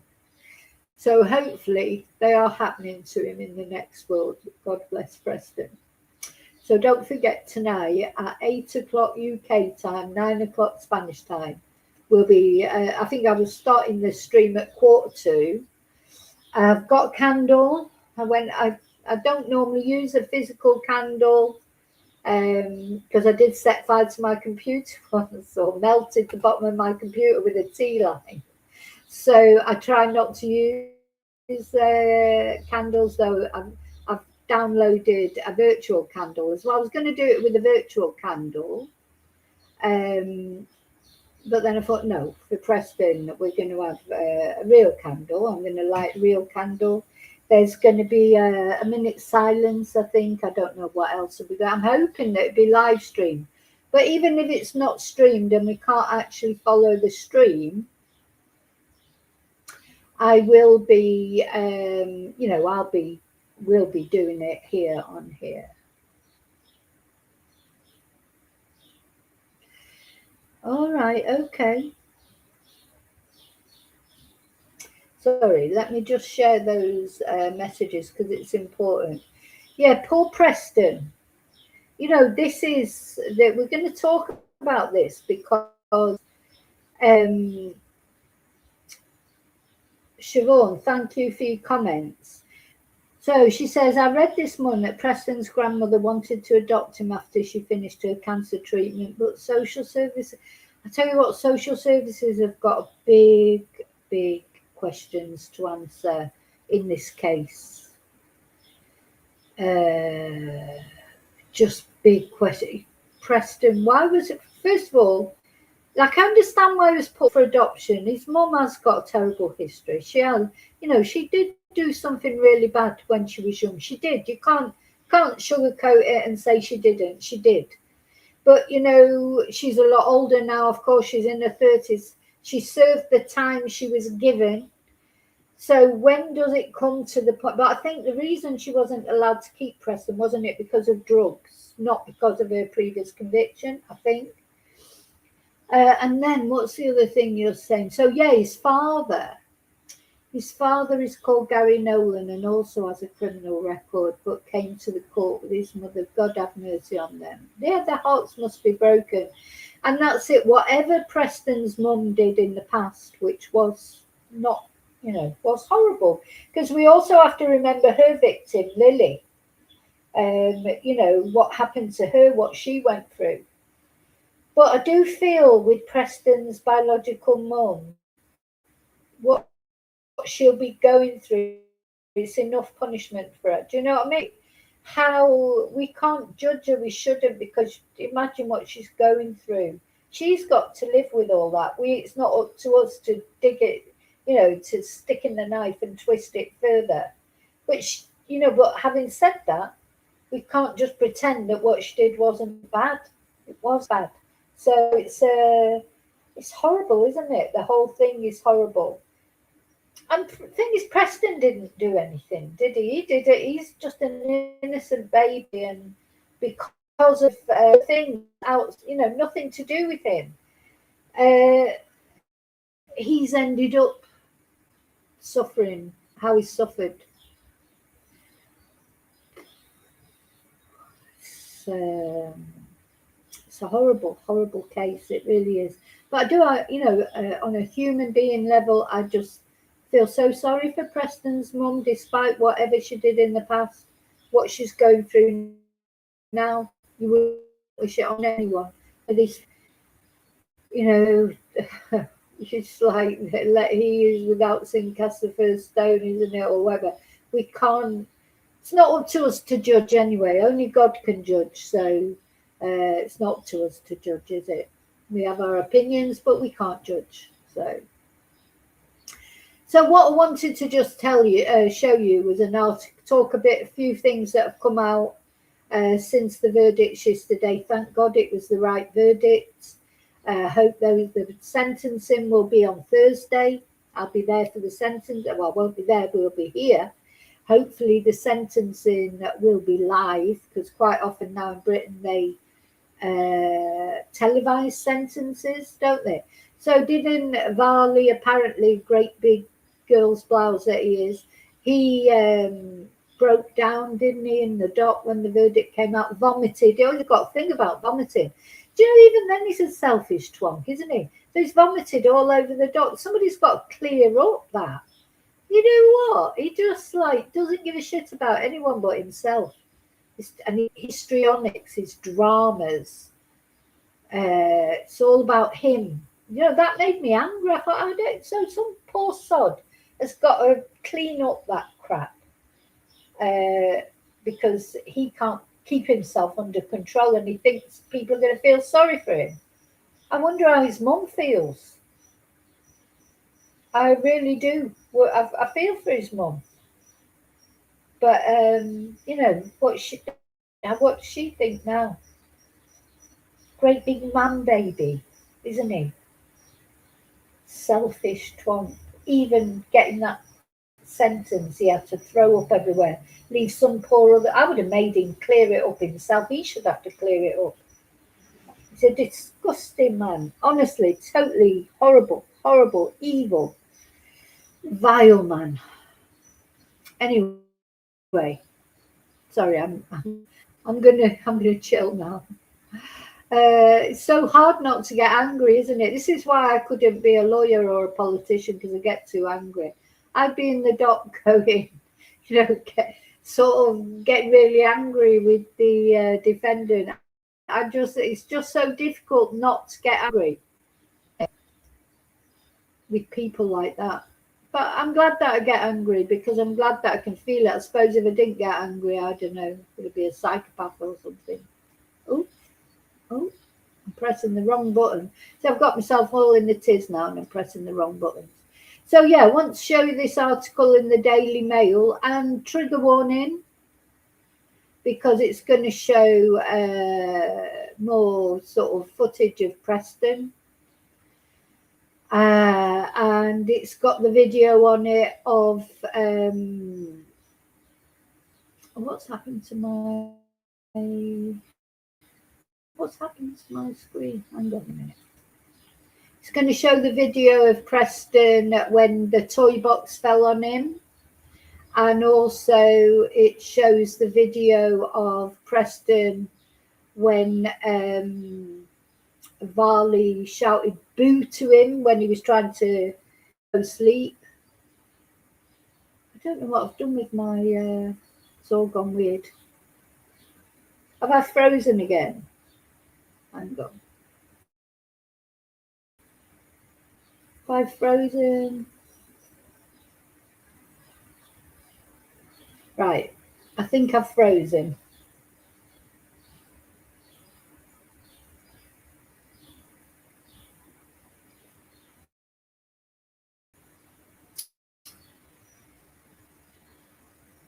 Am I back in the room?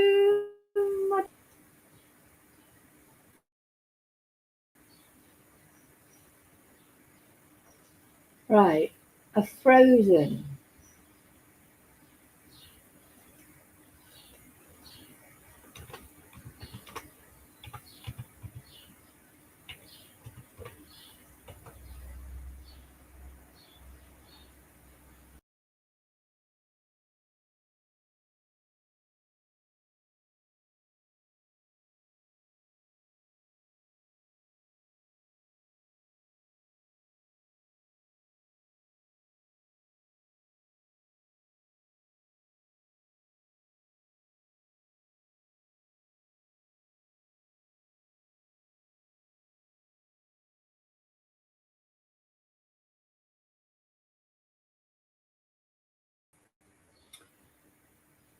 I think I'm back. Yeah, it just froze and then it kicked me off. And anyway, I'm back now. So. Oh gosh, technology. Anyway, so I think you can hear me again now. Am I back in the room now? So I'm going to show you this article that's in the Daily Mail. Hi, Kelly.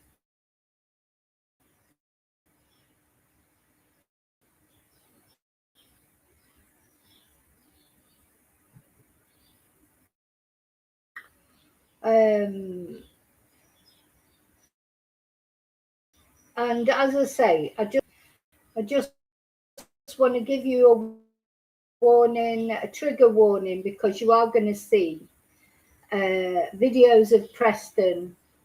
Oh, where's it gone again? Oh, there it is. You are going to see videos of Preston where he's distressed. And the other thing is, we know he's a beautiful baby because we have seen beautiful pictures of him. But he really is, we can see on these videos, he's truly just adorable. They were so lucky to get this baby. So lucky to have Preston, weren't they? Just so lucky. And they didn't even realise how lucky they were, did they? So, sorry, it's whirring. Come on. Bloody internet. Or I don't know if it's the internet or my computer.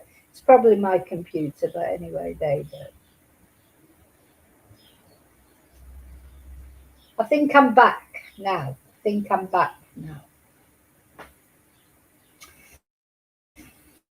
So we're going to see, in the trial, those of you who followed the trial, as I say, trigger warning, be aware that you might find this distressing. We heard about the video where the toy box fell on his head, where Jamie Varley tried to say that's why he had this cluster of bruises on his head. We also going to see the video of Preston trying to go to sleep, and Varley shouts boo to keep him awake. Well, you can see on Preston's little face there, he's so tired. He didn't sleep enough, and he was trying to sleep. And this twat, sorry, excuse my French, was trying to keep him awake and torturing him, not letting him sleep. Look at that little face. It's just a little baby. Little baby. Horrible men. So yeah, be warned.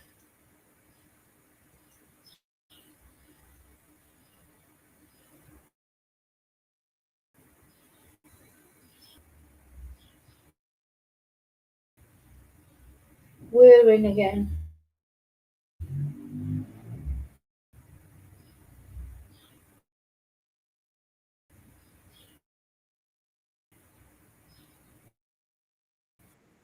Enterprise puede ayudarte en todas las misiones de tu vida.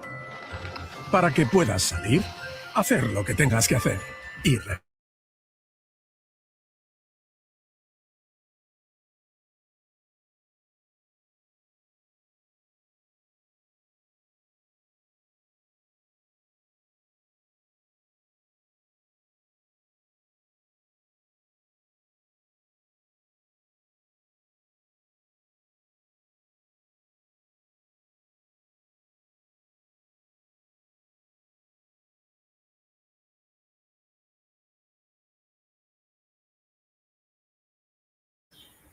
Not sure why we can't hear anything.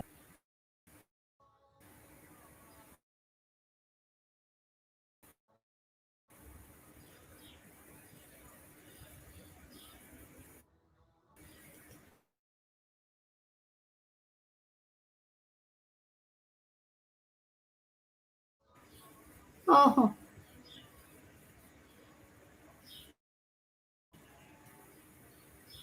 that's what that baby had to put up with.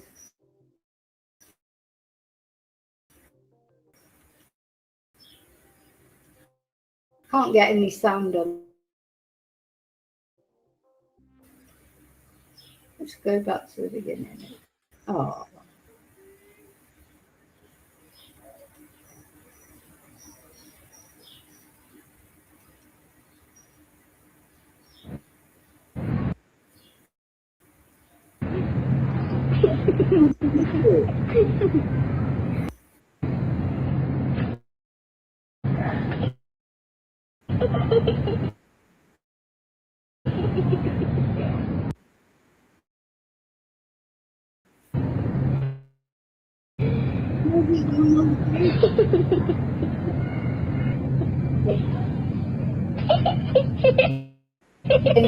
So now it's gone to hilarious video showing toddlers trying to stay awake.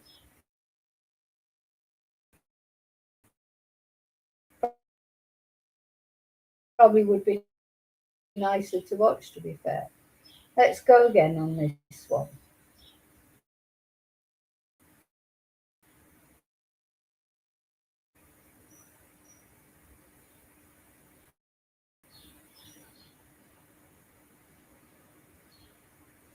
So, cruel video shows evil teacher deliberately keeping baby boy awake and shouting boo at him. Let's see if we can see it again. So, yeah, this is the video where we pulled the toy box on top of him. And there's going to be an advert, sorry. I'll cut it off.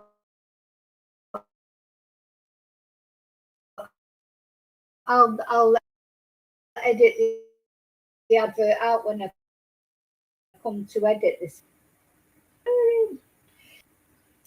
This is murdered baby Preston Davey being deliberately kept awake by his cruel adoptive father on the eve of his first birthday. Oh, so that was the night before his first birthday. So Jamie was found guilty of the 13-month-old sex abuse, neglect and murder, and police released a video of him psychologically torturing Preston.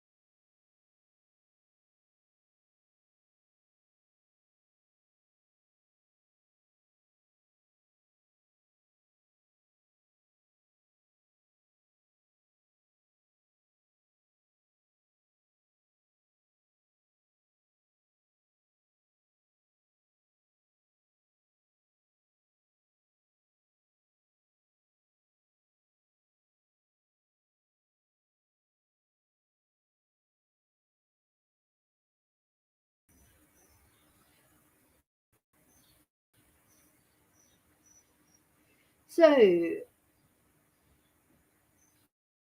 I'm so sorry that it cut off again. It's getting on my nerves now. That's twice now it's cut off completely for no reason that I can really see. And I wanted to, there's some interesting comments there that I wanted to talk about.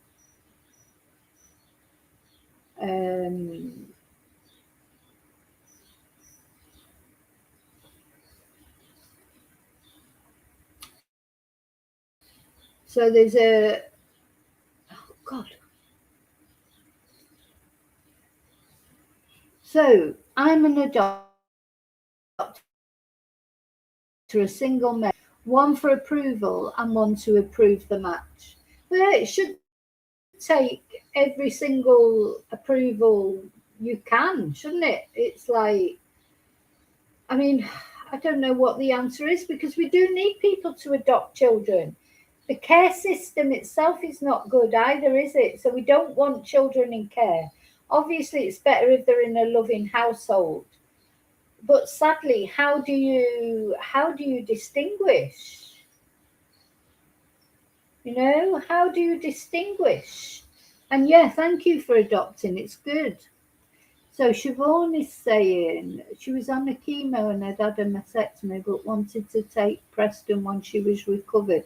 That is Preston's grandma, I take it.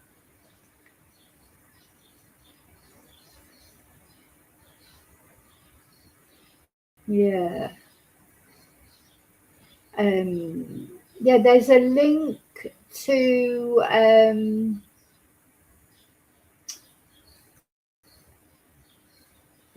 the petition,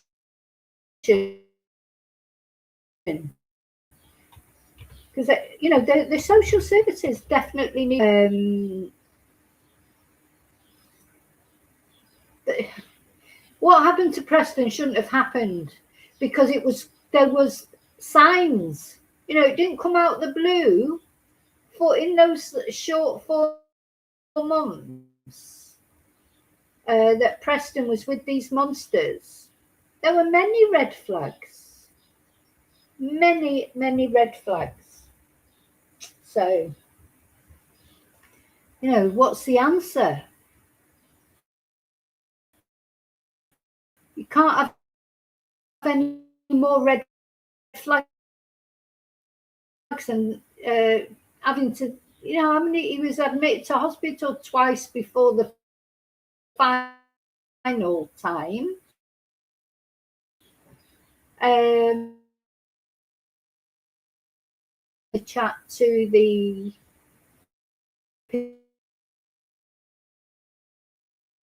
petition to charge in the pictures, please.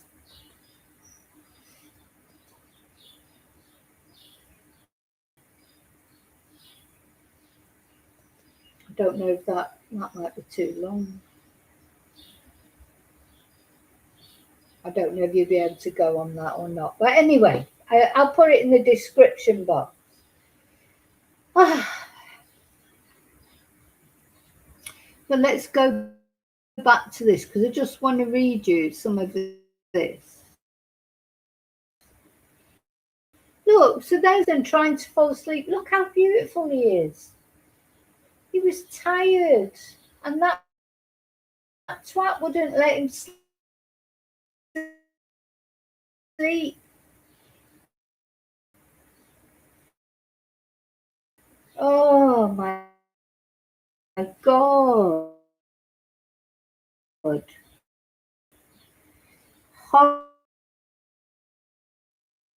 Varley doesn't, he wants to smile, but he's too tired. He's also very wary, isn't he, of him? He's looking, he knows he might only be a baby, but he knows that man is dangerous. But what can he do? He can't fucking pack a bag and leave home, can he? You can, he looks scared of Varley. He looks terrified of him. Just awful. Awful. Poor little baby. And then there was this is him playing with his toy box and it falls on top of him. And that's what Varley tried to do. Does it not instantly? I didn't. Now see all those toys he's got there. Yeah? That's what these men have been doing, putting on a good face. Oh, look, all these toys we've bought him. And look at it all, you know, and this is for this and that's for that. And all the time they're abusing the film as the lid of the box tumbles onto his head and Varley says, oopsie. Yeah, whatever. Look at his face.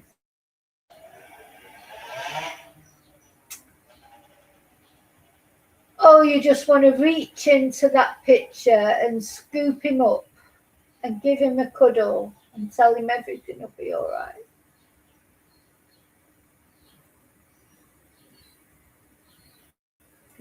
You just want to, how can you look at a baby like that and want to do that, you know, torture them and sex assault them? How can you? What sort of a person are you? What sort of a person?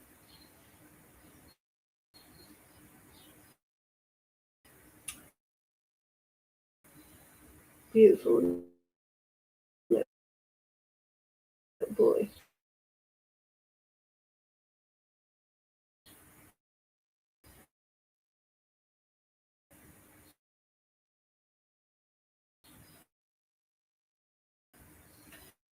See if this video will work.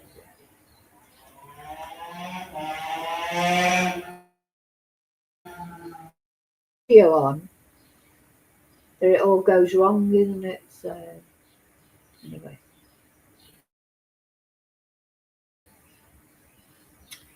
So thankfully they haven't released the other videos. Like another video, remember the 10:30 p.m. one, which showed Preston having an apparent seizure, was the aftermath of that attack, police said. More footage taken a few days later, which was also released and then started. En un taller de mecanizado. Varley played the footage to nurses at the Blackpool Victoria Hospital, and after they questioned how he'd come by bruises on his forehead, but he failed to tell them that in truth the video had been taken 12 days earlier and couldn't have caused the injury. Detectives from was one of the most harrowing cases they had ever investigated. It's certainly the worst case. So they said the police officer, the chief inspector, said that they were lived their lives on social media and were very Instagram ready. And what I mean by that is that everything was for show. How many times have we seen that? They tried to present as the perfect family, living in the perfect home, having the perfect lives. The reality was far removed from a professional, well-to-do couple that lived, in Jamie Varley's words, in the show home. Varley took hundreds of pictures of Preston after he came to live with the couple.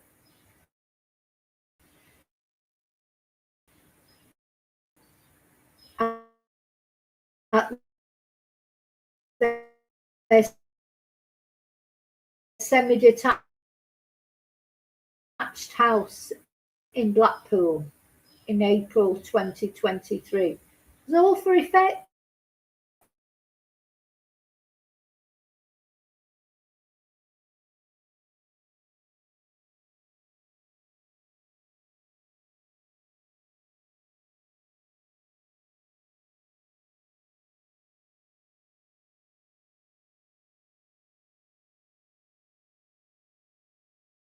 Their Instagram lifestyle. The picture they tried to present was one of respectability, but the truth is far more sinister than that. Preston was murdered on July 27th after Wicked Varley twice sex assaulted him, twice, obstructing his breathing with either his hand or inserting an object or body part into his mouth. Dios. Days earlier, he had tortured the infant by filming him being spun aggressively in a teacup-style roundabout in a local park. Preston appears haunted and dazed in the footage. Watchfulness, a phenomenon frequently found in children who are mistreated.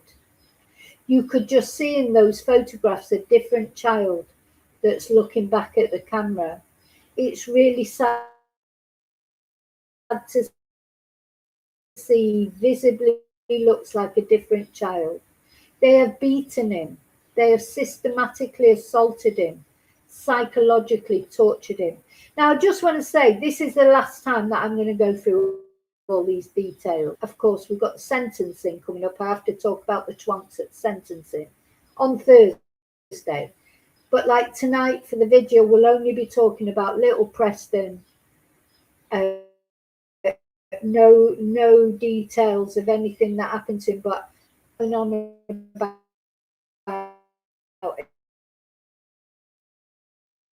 it. But the thing is, people need to know what horrible people they are. So the senior officer said they found no evidence that the men set out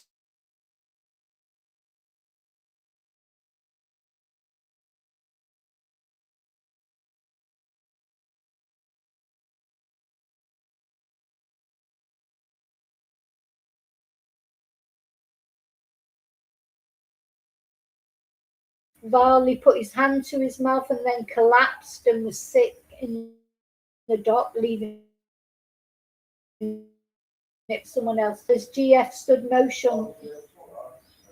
motionless in the dock.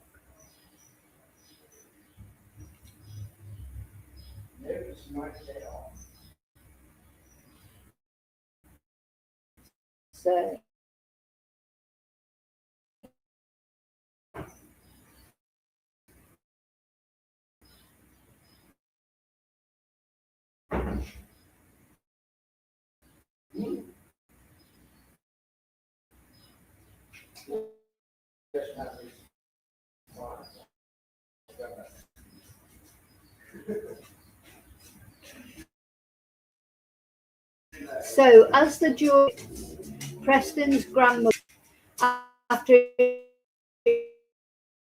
emerged there was a string of mischances.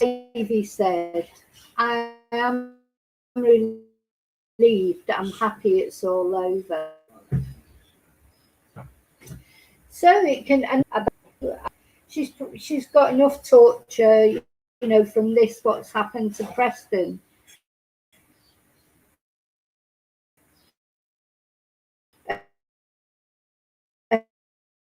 But of course, Lily, her victim, her elderly victim, she, you know, deserves her sort of, you know, prayers too, and the love for her and everything. It's a mess, isn't it? It's a mess. So this is Preston with his mum. He only spent 5 days with her, and then he was removed. So I think we have to remember Lily, who was Lily. She was 71 years old, and Sarah, who is now 42, who is Preston's biological mum, was 15. In 1998 in Failsworth, in for a cup of tea, the two young murdered her. tortured her, murdered her. I just don't, there are no words, really. There are no words. So what do we sort of make of that? We can't just pretend it never happened. As I said earlier, you can't just pretend it never happened. Lily was a person too.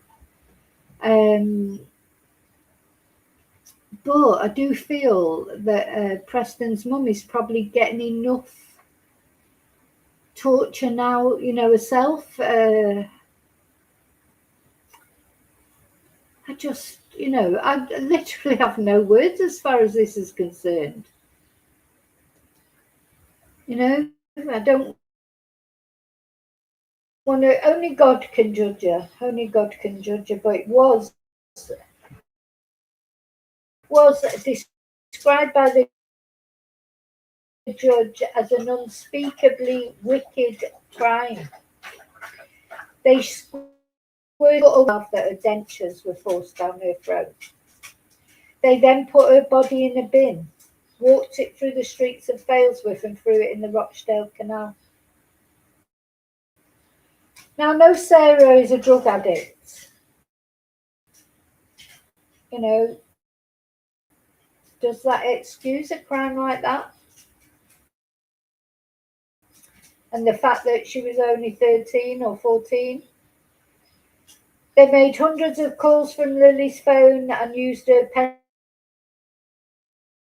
pension money to buy crisps and chocolate.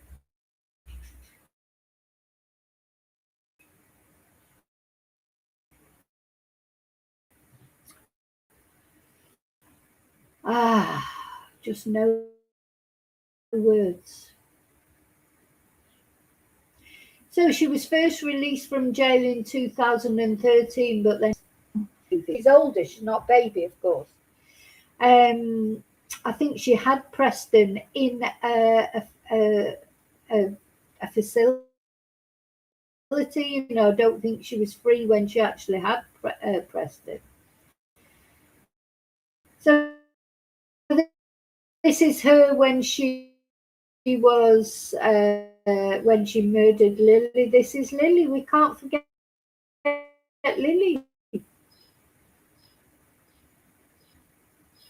You can, Preston looks like a, for me, but it really has left me speechless because I just don't know what to say. It's Lily, and then, but of course, if she would have been allowed to keep Preston, or her mum at least would have been allowed to keep Preston, Preston would be celebrating his 4th birthday today. In the normal way, like 4-year-olds do. Balloons, a party, with friends, because they start just by the age of 4. They really know it's their birthday, don't they? And they enjoy it, and they enjoy having their friends there, and they've got the cake, and they're blowing out the candles. So instead of all that Preston should have been doing today, there's a candlelit vigil for him in his memory. So it's very, whereas if she would have been allowed, Sarah would have been allowed to keep Preston, or her mum would have been allowed to keep Preston in a family unit, because his sister was in that with his grandma as well. He would with his head. I mean, he had some. I think when he went to the foster parents. He did have some love. Thank God. So the last 4 months of his life were a nightmare, but at least he had a few months of being loved and cared for properly by his foster parents. I'm sure his mum loves him. See, this is the thing. It's a real dichotomy, isn't it? Because whatever this girl did to poor Lily all those years ago, I'm sure Sarah loved Preston.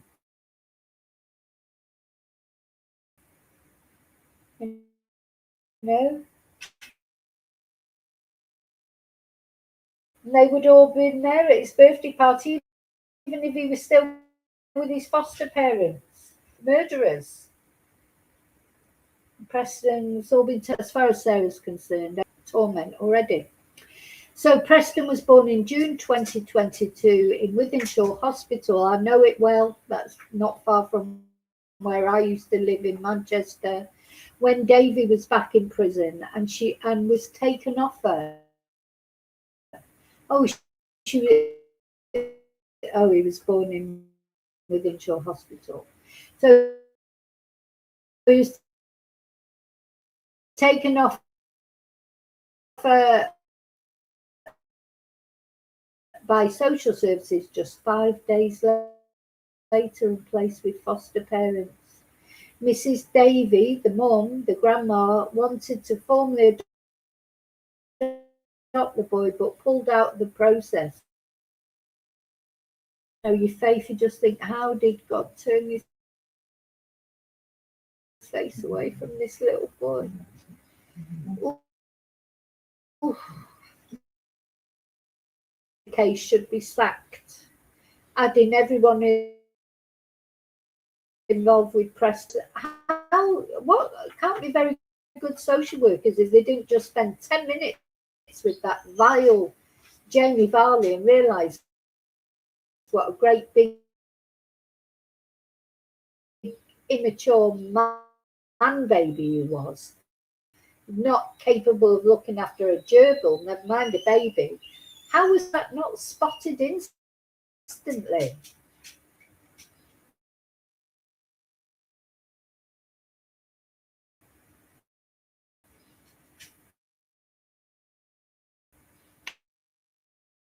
Oh, so we've got a little bit more information about the jury. Jurors were discharged. There's one woman and one man were discharged. I don't know. So I'm not going through all the injuries again and everything. I think we've had about enough of that, really. Yeah, and then it's going through the case, but we went through the case. Statements. Oldham Council say no staff have been disciplined or sacked, but they are having an independent child safeguarding practice review. Karen Tong, Crown Prosecution Service, said this has been one of the most shocking and horrific cases I've dealt with. Now, on another article I've got up here somewhere, I don't think it's here. I'm going to go to 9.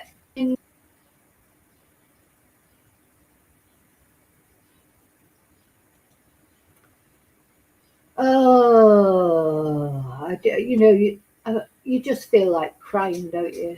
You know, you can't. It's so very sad, isn't it? Why is that not sharing now? Should be sharing, but oh, it's just so very sad. I mean, I'm glad Preston's got justice, but it doesn't bring him back, does it? Bless him. Doesn't bring this little one back.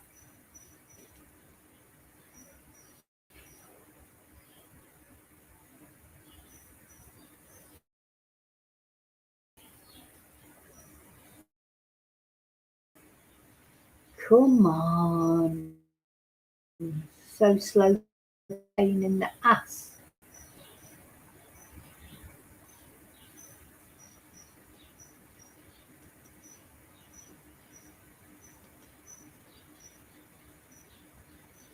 Trying to share this article, but to be honest, it doesn't really matter if I share it because I'm just going to read it out. But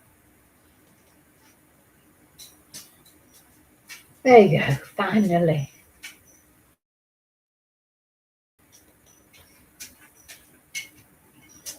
So this is, go to the top. These are the red flags that should have been seen. Let's see, where is it? Where is it?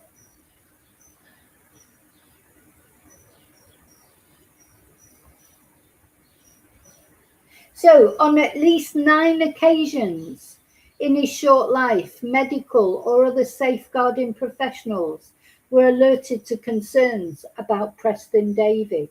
So, we're looking at 4 months that he was with these men, and 9 times professionals were alerted to concerns. In 4 months, that's 2 a month. All the while he was continuing to be abused and eventually murdered. So let's see what the... So he was taken to hospital on 3 separate occasions. Concerns about unexplained bruises were dismissed. His social worker was a regular visitor to the home and checked in on Preston when he was discharged from hospital. A supervising social worker from Oldham Council looked at whether there was something going on after his 3rd hospital visit, and despite his broken arm, she noted, "I did watch your responses to your daddies quite carefully." Daddies. They hadn't been had him long enough to earn the title of dad. "I am aware you have had a few hospital admissions of late, and this made me ponder a little as to if there was a problem that I couldn't see. I decided there wasn't an issue, as you and they presented as perfectly at ease and very affectionate towards each other." Oh my God. Oh my God. Each occasion, Farley was able to convince people Preston was just a clumsy baby, simply suffering from a bad run of ill health. And this was despite Preston being what the defence called as a highly visible baby, with so many healthcare and safeguarding officials tasked with keeping an eye on what was happening to him behind closed doors at home in Blackpool from the day he was born in Wythenshawe Hospital. Well, you know what? You think that if a baby like Preston, there's John G.F., he's chilling him. A baby like Preston, who was under attention from social services and everything because of going through the adoption process. So he had regular visits, regular checks. Then he was taken to hospital several times. Then he had those seizures. So if a baby like Preston, with all the attention that was on him, could not be saved, what chance have other babies got that are out there in the world right now as we're talking, in biological families being treated like Preston is, but nobody even knows anything about them? We've covered a few of those cases, haven't we? You know, over in America, little baby Emmanuel Harrow, you know, they just go under the radar. Even Preston couldn't be saved, and he was a high visibility, high profile baby. You know, a baby in adoption process could not be saved 4 months in. It's not as if they'd had him for 4 years and that people had stopped paying attention. For fuck's sake. So Davey's grandmother, Deborah Davey, has now demanded answers about how the couple were allowed to adopt baby Preston, as alarm bells should have been ringing. And at the time of his birth, Preston's mother, convicted killer Sarah Davey, was resident in the mother and baby unit at Style Women's Prison in Cheshire. But at 5 days old, weighing just over 5 pounds 7 ounces, Preston was taken into the care of Oldham Council and his mother returned to custody. Don't they have mother and baby units?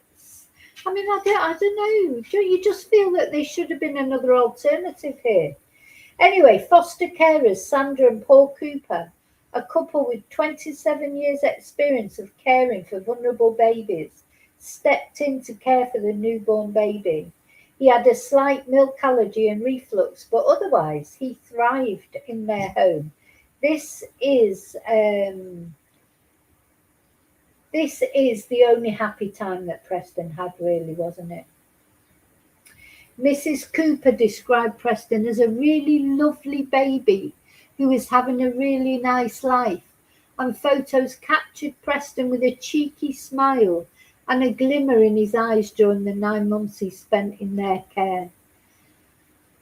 Then, in late 2021, John G. Fazackley, sales manager, approached Adoption Now. He and his partner of 3 years, Jamie Varley, a teacher, were ready to start a family and began a program of training to become adoptive parents. Well, it wasn't a very good program, was it? They owned their home, a semi in Blackpool, and they lived there with their dog Maximus. I think just even the dog's name is a red flag, personally. McGowan, who went to private school, was the quieter of the two, while Varley was known as a drama queen. Yeah, no shit, Sherlock. He was popular with staff and pupils at South Shore Academy, where he worked as a textiles teacher. I think he would be popular. I expect, teenagers, they would love him because he was dramatic. And so, they would love that, wouldn't they? They probably saw him as not like the traditional teachers, not dry and boring and what have you. But yeah, not boring at all. Just the bloody PDF. So educated, professional and financially stable, the couple seemed the ideal candidates to take on the care of a young child. Social worker Vicky Redditt was assigned to the couple. Well, Vicky, you need to find another job, Vicky. You're not very good. And a series of background checks began, delving into the couple's finances, health and family backgrounds. Hey, none of that matters. I would have spent 10 minutes with that Varley and known he's not capable of looking after a goldfish, never mind a baby. Along with in-depth DBS checks, Varley and McGowan Fazackley undertook training, in part online due to COVID restrictions, about what to expect as adoptive parents. So here we go. Here's lovely little Preston, when he was with his foster mum. Look at him, he's happy, he's smiley. This is an adorable baby. I mean, literally adorable. And look what they did to him. I hope they get a long sentence. So we've been talking about the sentence. Somebody gave a comment saying they thought Varley would get 50 years. I bloody hope so. I don't think he will get 50 years, sadly. I think he might get 30. And GF, of course, he's not been found guilty of murder, but he's been found guilty of, enough other serious things. I think he might get 20 years, but we'll find out this week. So in January 2023, they were approved as adopters, and the search for a child began. And the same month, the final care order was made by the family court, and social worker Amy Shepherdson was tasked with finding a suitable family for Preston. So Amy, you're another one, needs to find another job. You're not good at your job. So Amy Shepherdson, and what was the other one? Vicky Reader or something. Find another job. You were crap. You were crap with what you did for Preston. You did not, how could you not tell instantly by talking to that vile man that he was not capable? But just because he was a teacher. So a pre-adoption medical carried out by Dr. Mukherjee, consultant paediatrician of Oldham Trust, described Preston as gorgeous, happy, alert, interactive. And the doctor said, in summary, I have no major health concern for him, and it was a pleasure to review him today. So he didn't realise that 4 months later he'd be on a mortician's slab, having a bloody post-mortem. I wish him all the best in the future. On February the 13th, a bump into meeting took place at Ashtree Farm in Ashton-under-Lyne. This planned meet was a first opportunity for Preston to meet his potential fathers, accompanied by his foster mum and social worker. Miss Shepperton noted the interactions were very natural. You got the sense that John and Jamie had been around children previously and knew how to interact with them. Well, they said they had no experience with babies. But then we find out that actually Jamie Varley has got lots of nieces and nephews. Honest to God, I wonder, it just makes you wonder, did he ever babysit for those babies? Scary thought, isn't it? Oh, look, and this is their dog. I just wanted to show you a picture of my dog. Look, one of my dogs. So this is Maximus, which is the most ridiculous name for a dog. Well, look at my dog, Rocky. Let me just show a picture of him.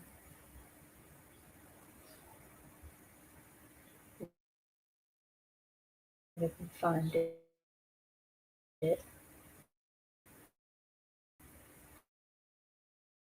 So it's a spit of my dog. I wonder if I can do it that way.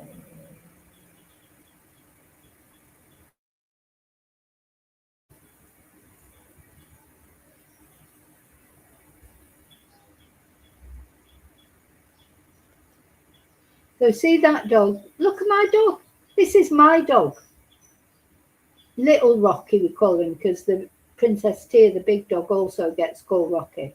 So this is my dog, Rocky, who's adorable. And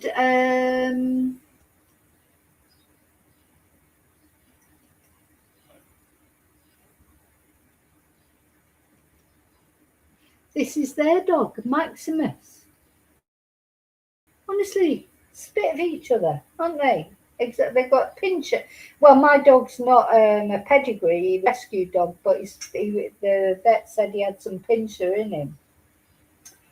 But yeah, very. It was quite eerie to see that, how much he looks like my dog. But anyway, sorry, just in the side. Because the way the dog's looking at him. Because, you know, if that was my dog, because he's so food orientated. Look at the way that dog is doing, eating food. Where's my food? My dog would be after the food. So on March the 9th, the adoption was approved by Oldham Council and a period of introductions began. First at the home of Sandra and Paul Cooper and later at the home of Varley and McGowan Fazakerley. In Staining Road, Blackpool, Mrs. Cooper stayed at a nearby hotel as Preston was not a good sleeper and she wanted to be on hand if the new parents ran into difficulty. And the process, overseen by both social workers, was considered a success. And on April the 3rd, 2023, Preston went to live with his new family. Mrs. Cooper said her goodbyes, left a video recording of herself singing. Oh, bless, because oh my God, I couldn't do that either, foster parenting, because I'd end up taking them, adopting them all. How do you say goodbye? How do you say goodbye to an adorable baby like that? And even if you weren't, comfortable with who he was going to, you've got to let him go. So left a video recording of herself singing and a selection of familiar toys to comfort the little boy. 3 further meetups were scheduled to wean Preston away from his foster carers. And she hoped they would stay in touch in the longer term. But in the months that followed, Preston's health deteriorated and he was taken to hospital on 3 separate occasions. So she then lost control, of course, of him, didn't she? She lost control of him, and that would, I feel for her. as well. How awful, in view of what happened. So he suffered nosebleed, breathing difficulties, and a fracture to his elbow. So these are the other red flags. May the 25th, police called. Social worker notified. Unexplained bruises to Preston's head, but doctors were satisfied it was a medical episode, no further action. June the 30th, hospital, rash and temperature. Varley asked about bruising to his head. He showed the video of the toy box falling on him. The bruising was accepted as childhood accident, but it later emerged this could not have been the cause as it had been recorded 2 weeks earlier. Fracture to the elbow, July the 6th, accepted as accidental after Varley said Preston had twisted it while he was putting him in his cot. Prosecution alleged this was a non-accidental injury. Look at it. So, thing is, that each of these instances are not enough in themselves, are they, to create concern. But you put them all together, often babies have to be taken to the hospital with a bruise or, some sort of injury because of falling over or whatever. But mainly toddlers, really, more than babies. It's unusual for babies to get those kind of injuries. They can call him a toddler as much as they want, but it wasn't a toddler, he was a baby. Toddlers get more injuries, don't they? So you talk about a baby who can't even walk yet, and he's at the hospital every 5 minutes, got broken arm, he's got 40 injuries in 4 months. Now, they're crap, aren't they? They could have, why was this not picked up on? Why? Why was it not picked up on? So he was, because during this time he was seen regularly by social workers, either in person or on video calls. It was observed that he could be clumsy, because that's what Jamie Varley kept saying, just a clumsy baby. Oh, he's just a clumsy baby. And would topple over when sitting and reaching, thought to be due to a turn in his eye, which of course Jamie pointed out, didn't he? A group chat was active with the men and social workers, in which they posted updates. Varley said he was struggling with lack of sleep and adapting to his new role, but he sought help and support from his own mother, a mum of 5, an experienced grandma who lived nearby. How does she feel, I wonder? And did he ever babysit those other children? Scary thought, isn't it? Because you know what? We'll never know if he did anything to those other children. It's impossible to know. Because if he did it when they were babies, they won't remember, will they? Helen McGee, an independent reviewing social worker, visited the family on July the 7th and watched how Preston responded to his adoptive fathers. Aware of his hospital admissions, she pondered if there was a problem she couldn't see, but she decided that all 3 seemed happy and at ease. On July 27th, he was carried into the A&E department at Blackpool, Victoria, unresponsive and in cardiac arrest. In other words, he was dead. Medics worked on him for almost an hour, but at 7:20, it was said there was no more they could do, and Preston was pronounced dead. But he was already dead when they took him in. Varley was hysterical, gave the story that Preston had fallen from the bath seat when he was left alone for a matter of minutes while he went to get some clothes. I thought he went in the shower to condition his hair. Lancashire police were called in to investigate his death, and DCI Andy Fallow said, as in any death of the child, there's a procedure that kicks in. Due to the information we had that Jamie provided, that Preston had been left in the bath, criminal offences were considered. He was arrested that same night, initially on suspicion of child neglect, and a Home Office post-mortem took place. It was quite clear that things weren't quite as they were presented. No evidence of drowning. And then subsequently, a number of expert tests were undertaken, and that provided us with a picture of a very different version of events than given by Varley. 40 injuries. We won't go through all that again. So detectives then quizzed professionals, staff at Blackpool Victoria Hospital, professionals involved in the family through the adoption process, friends and former colleagues of Varley. Mobile phone records were examined and both men were interviewed under caution. But they were both in September. They were both released under investigation and returned to live together. That's when I knew they were both in it together, because if it was just Varley, John GF would never have gone near him again, would he? They were in it together. They're an unholy alliance. Hi, Louise. Hi, Louise. Thanks for watching. So, investigators uncovered videos captured on his phone, and we've seen all those. I'm not going to go through all that again. His text showed resentment, and then there were the videos of him struggling to breathe, etc.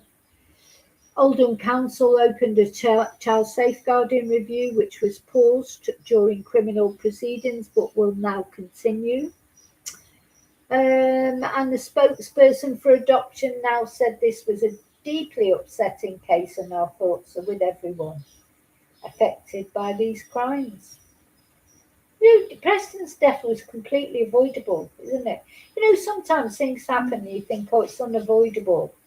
There's no way it could have been prevented. But what's really annoying about this as well, makes it even worse than it already is. This was preventable. There were red flags and they could have been acted upon. Were they not acted upon because of political correctness? I think these men were allowed to adopt Preston because of political because to sort of fill a quota of diversity. I really do think that. And I think maybe that's the reason why, they were never held to account. So the adoption now said they follow a rigorous process in line with all relevant legislation and guidance. Yeah, whatever. Well, it's not good enough then, is it? And a spokesperson for Oldham Council said, the death of any child is a tragedy, but this is a particularly heart-wrenching and disturbing case.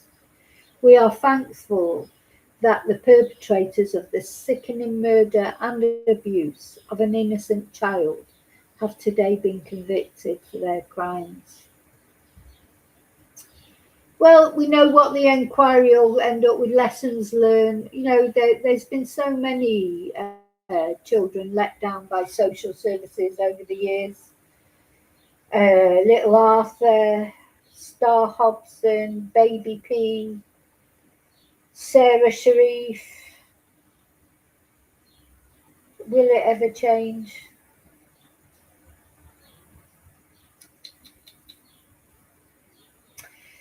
So, an NSPCC spokesperson said this case will leave many people asking how such a tragedy could have happened. Babies are particularly vulnerable as they are entirely reliant on the adults around them for care and protection. Varley and GF are responsible for Preston's suffering and death, and it is vital that any learnings identified for others involved in this boy's short life are fully acted upon to help protect children in the future. I mean, it makes you wonder, should they have some sort of psychological test? I mean, I just feel that I'd only have to spend 10 minutes with Jamie Varley and I would know. I might like him because I bet he can come over as quite likeable, but I would know that he was an immature drama queen. You don't give babies to immature drama queens to adopt, do you?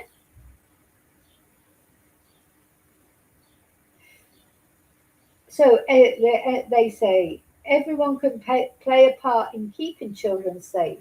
Sometimes that means asking difficult questions and thinking the unthinkable. I do think there's that, isn't it? If you're not that sort of person, you can't imagine that anybody would do that to a baby. abuse them in that way. So it's hard sometimes, even though you might be suspicious of it, it's hard to sort of, think, oh yeah, that's what's happening.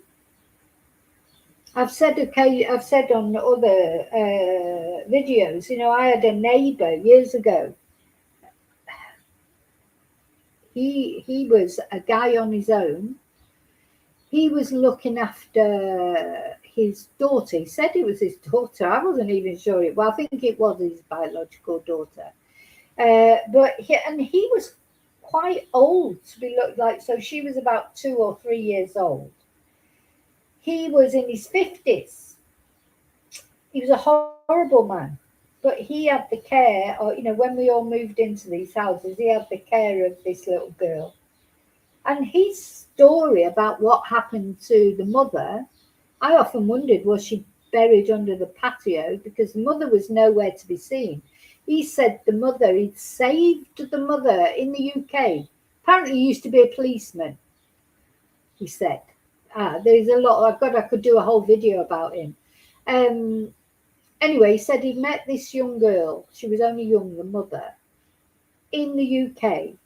And I don't know if she was a Muslim or she was, because he said he'd saved her from an arranged marriage.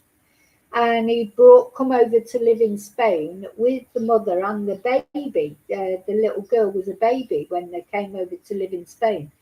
And then the mother had run off with a load of Moroccans. That's what he told me, that the mother had gone off with a load of, I still don't actually know what happened to that mother. I have no idea, but anyway, I don't know if the police ever found out, but anyway, he took this little girl on holiday to, of all places, the Canary Islands somewhere, and he dropped dead of a heart attack.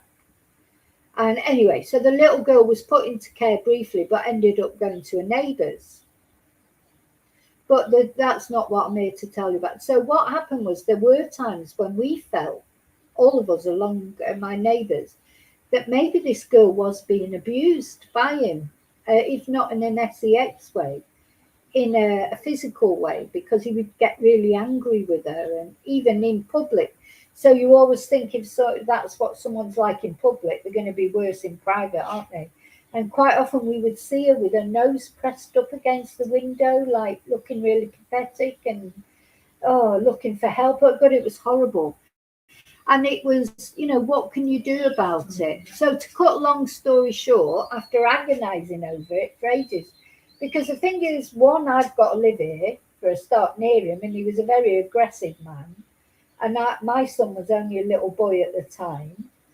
Two, you think, well, if you do report him and she gets taken off him, where's she going to end up? She'll end up in care. Is that even worse, than whatever's going on there? And so after a lot of sort of soul searching, what I did in the end was I went to the school and I asked the headmaster at the school, is there somewhere you can report potential CA without, actually your name being mentioned? This was when he was still alive, obviously, the guy was still alive. And the headmaster said to me, if something's going on with one of my students, I want to know about it. Tell me, I'll deal with it. So I told him. And apparently the little girl was taken out of school and taken to the health centre to be examined. And everything was okay, like, on the surface and everything. So, but it set off a process, and social services got involved, and they tried to go. I tell you, if they would have set foot in that house of his, they would have taken her off him immediately. Because after he died, we had to go into the house because, it's like something off a film. His mum, who was in her 80s and had never been on an aeroplane before, suddenly turned up to come and to stay at the house while she was repatriating his body from the Canary Islands. She obviously couldn't have the little girl because she was too old. She turned up with her boyfriend, who was also in his 80s. And they were brought to my door because I was then the only person who spoke English on the whole street. So we got the keys from the funeral home because the keys were on his person. We went into the house. Oh my God, how that little girl had been living. There was dog excrement everywhere. And you know what? The thing is, this is a guy who, when he took his dogs out, he would go out with a bag picking up the poo, even before people used to do it. You know, in a time when people didn't used to go and pick up their poo, they'd take their dogs somewhere, you know, the places that we used to call poo stops, you know, where the dogs would stop and have a poo. And nobody ever, you know, I'm talking 20 years ago, probably. People didn't pick up their poo, but he did. He'd go out with it. And I thought, what's he doing with this poo? Is he bringing it home and smearing it across the walls?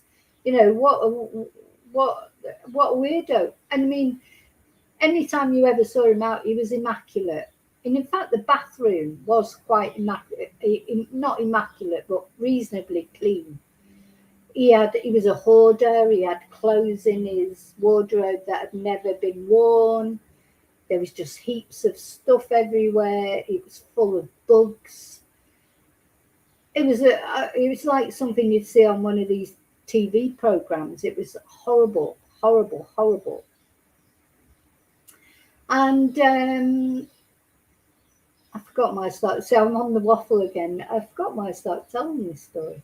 Oh, so what I'm saying is it's not easy to report someone sometimes because there's a lot of things go through your head. As I say, for me, it was like, well, I was a single parent. My son, like I won't be scared now because he's, you know, grown man now, 6'5" and a heavyweight boxer. But at the time he was only about 2. So, you know, no, he wasn't 2. Older than that, was about 7 probably.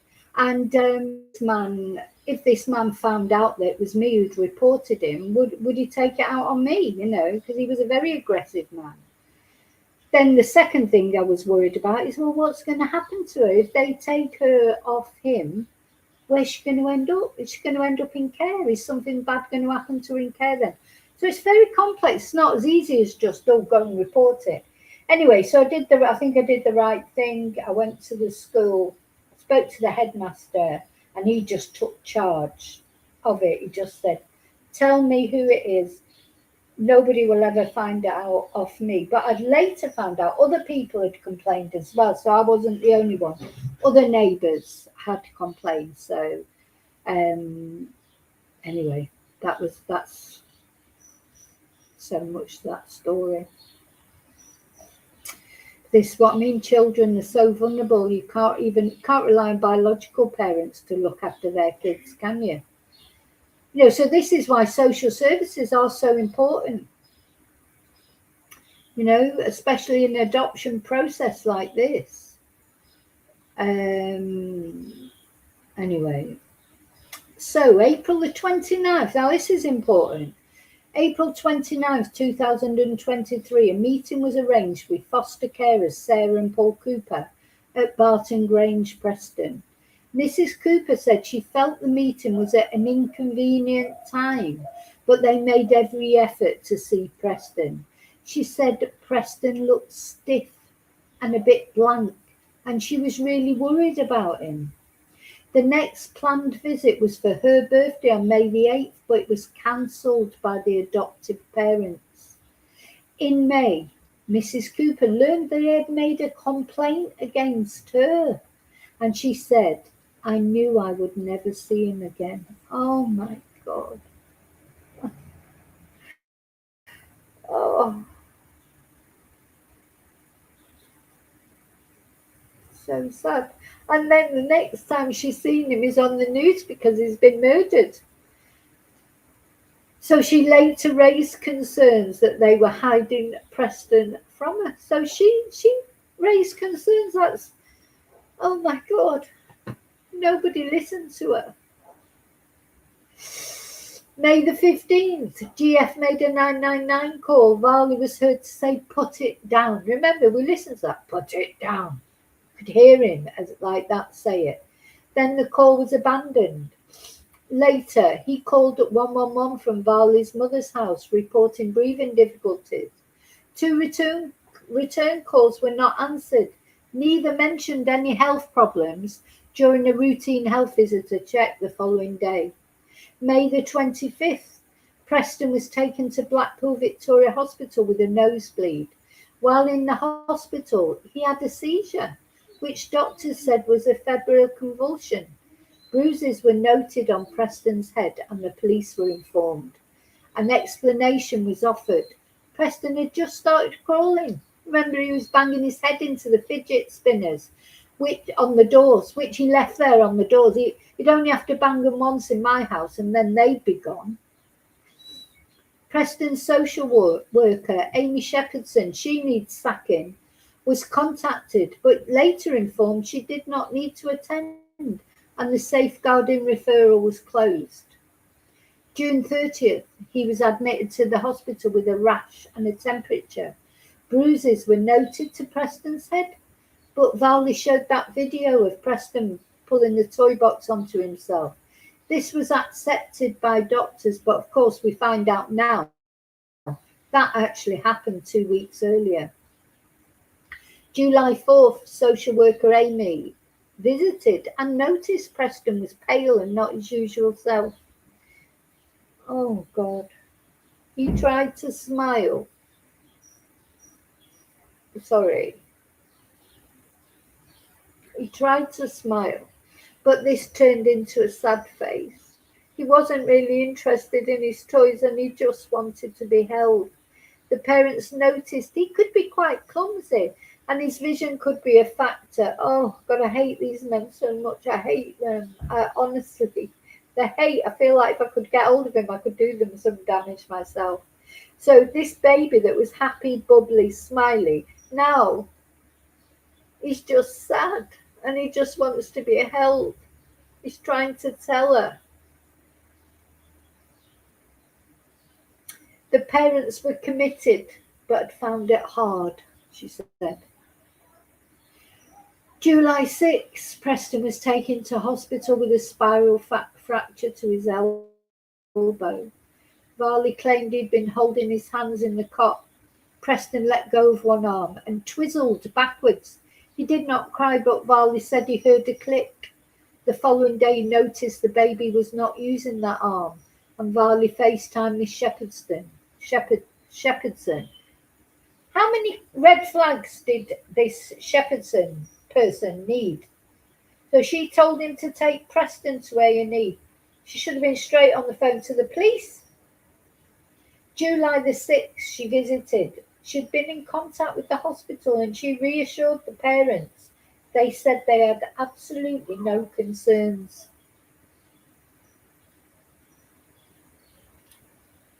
In the witness box, she said, in hindsight, a review probably should have taken place, but there were no concerns raised by the medics, and she had no concerns following her visit. While Preston's arm was in a cast, Varley visited Janet G. Oh, this is his work colleague. She said he seemed agitated and he wasn't bonding with Preston as he had hoped. He said he had dark thoughts about harming the baby by smothering him or drowning him in the bath. Oh my God. I just want you to picture your friend, your work colleague, your friend, whatever, just had a baby, comes round to your house. How's it going? Oh, the baby's lovely, blah, blah, blah. And then they say to you, well, actually, I'm really struggling and I have dark thoughts about drowning them or smothering them. What would you do? If you didn't go to the police or social services, you would at least speak to the partner. Now, he says, John GF says she didn't speak to him. She didn't say she spoke to him, so I suppose we have to assume that that's true. But she's another one. She's got to bear some responsibility. I'm sorry. Sorry, Janet G. When your friend tells you they've got having dark thoughts about killing their baby, murdering their baby, you've got to do something. You've got to do something. Can't just, what did she do? Laugh it off? Oh, don't be silly. She's another one. There are all these red flags. All these red. July the 7th, Helen McGee, independent reviewing social worker for Oldham Council. Oldham Council, you're shite. Visited the family. In her note, she wrote, I visited you at home, Preston. Now, I don't like this either. I don't like this where she's writing as if she's talking to Preston. Preston's a 13-month-old baby. You want a professional report about the baby, not like this. Oh, I visited you at home, Preston. You were there with both your daddies. That is so condescending. Sorry, I don't like that. Don't like that at all. Do your job properly. Be professional. Don't try and talk like this. It's ridiculous. As if you're talking to Preston. If you were talking to Preston, you could have sort of said, I'll save you from these two murderous psychopaths. What is this? You were there with both your daddies, sitting on a playmat, merrily chewing on the toys you put to your mouth. Though you had an injury to your arm. But this is like some bloody Little Britain sketch, isn't it? Well, yeah, you did have an injury to your arm, but hey, spiral fracture. And so you weren't using that arm, but you presented as perfectly happy and relaxed. Oh my God, it's like Matt Lucas reading it out, or David Williams. What the fuck? Sorry. I did watch your responses to your daddies quite carefully, as I am aware you've had a few hospital admissions of late. Oh my God. What? And this made me ponder a little, as if there may be a problem I couldn't see. What is this real? Is this actually real? As you say, Kelly, it's nauseous, it's woke. I don't even know, I don't know what it is, but it is definitely nauseous. It's talking to Preston. He's a baby. Do a professional report, for fuck's sake. Do your job. Not talking to a 13-month-old baby. You sat there and assessed a baby who had a plaster cast on because his arm had been fractured. And if you know anything, even I know, I'm not a fucking social worker, I know that babies don't fracture their arms. You sat there and didn't notice anything was strange. And then a couple of months later, that baby was dead. So you need a new job as well. You should be prosecuted, in fact. You should be prosecuted for that stupid report. Is that how people make their reports? So condescending. Though you had an injury to your arm, and so you weren't using that arm, you presented as perfectly happy and relaxed. Perfectly happy and relaxed with your two daddies that were abusing you and ended up murdering you. But you were perfectly happy and relaxed, so I didn't see the need to actually do anything about it. She needs sacking. So then she says, I decided there wasn't an issue, as you and they presented as perfectly at ease and very affectionate towards each other. Daddy Jamie's clearly the main carer. The main abuser, you mean? But Daddy John, oh my God, get me a bucket. No wonder this baby never stopped throwing up. The amount of crap it's had to listen to. Poor Preston has had to listen to so much crap, bless him. Daddy John interacted freely with you as well and talked about you in glowing terms. Oh my God, what did you think he was going to say? Oh yeah, I hate that little shit. He's not going to say that, is he, to the social worker, for fuck's sake? You're supposed to be there to see behind what people are saying. People are going to be telling you what you want to hear, whether they're abusers or not. You're there to look behind the lines, like, the fractured arm, the bruises, the sad look in his eyes. Those are the things you're supposed to be identifying behind the words that abusers will tell you, psychopaths, the lies they'll give you. Ah. Then a Lancashire police spokesperson said, 25th of May, Varley took Preston to Blackpool Victoria Hospital. I mean, to be honest, how many times was he in that hospital? God, it'd be like practically getting a job there before you know it. I mean, he's there more often than the nurses. He had breathing difficulties and he'd suffered a seizure. Police were contacted by safeguarding staff at the hospital and detectives from our child protection team attended. However, medical staff indicated there were no concerns. No one had any concerns about this baby. 40 injuries in 4 months, broken arm, bruises, seizures, vomiting constantly. Nobody had any concerns. As a result, we did not see baby Preston, Jamie Varley or John GF that day. This was the only time police received contact from hospital staff regarding Preston Davey until the day he died.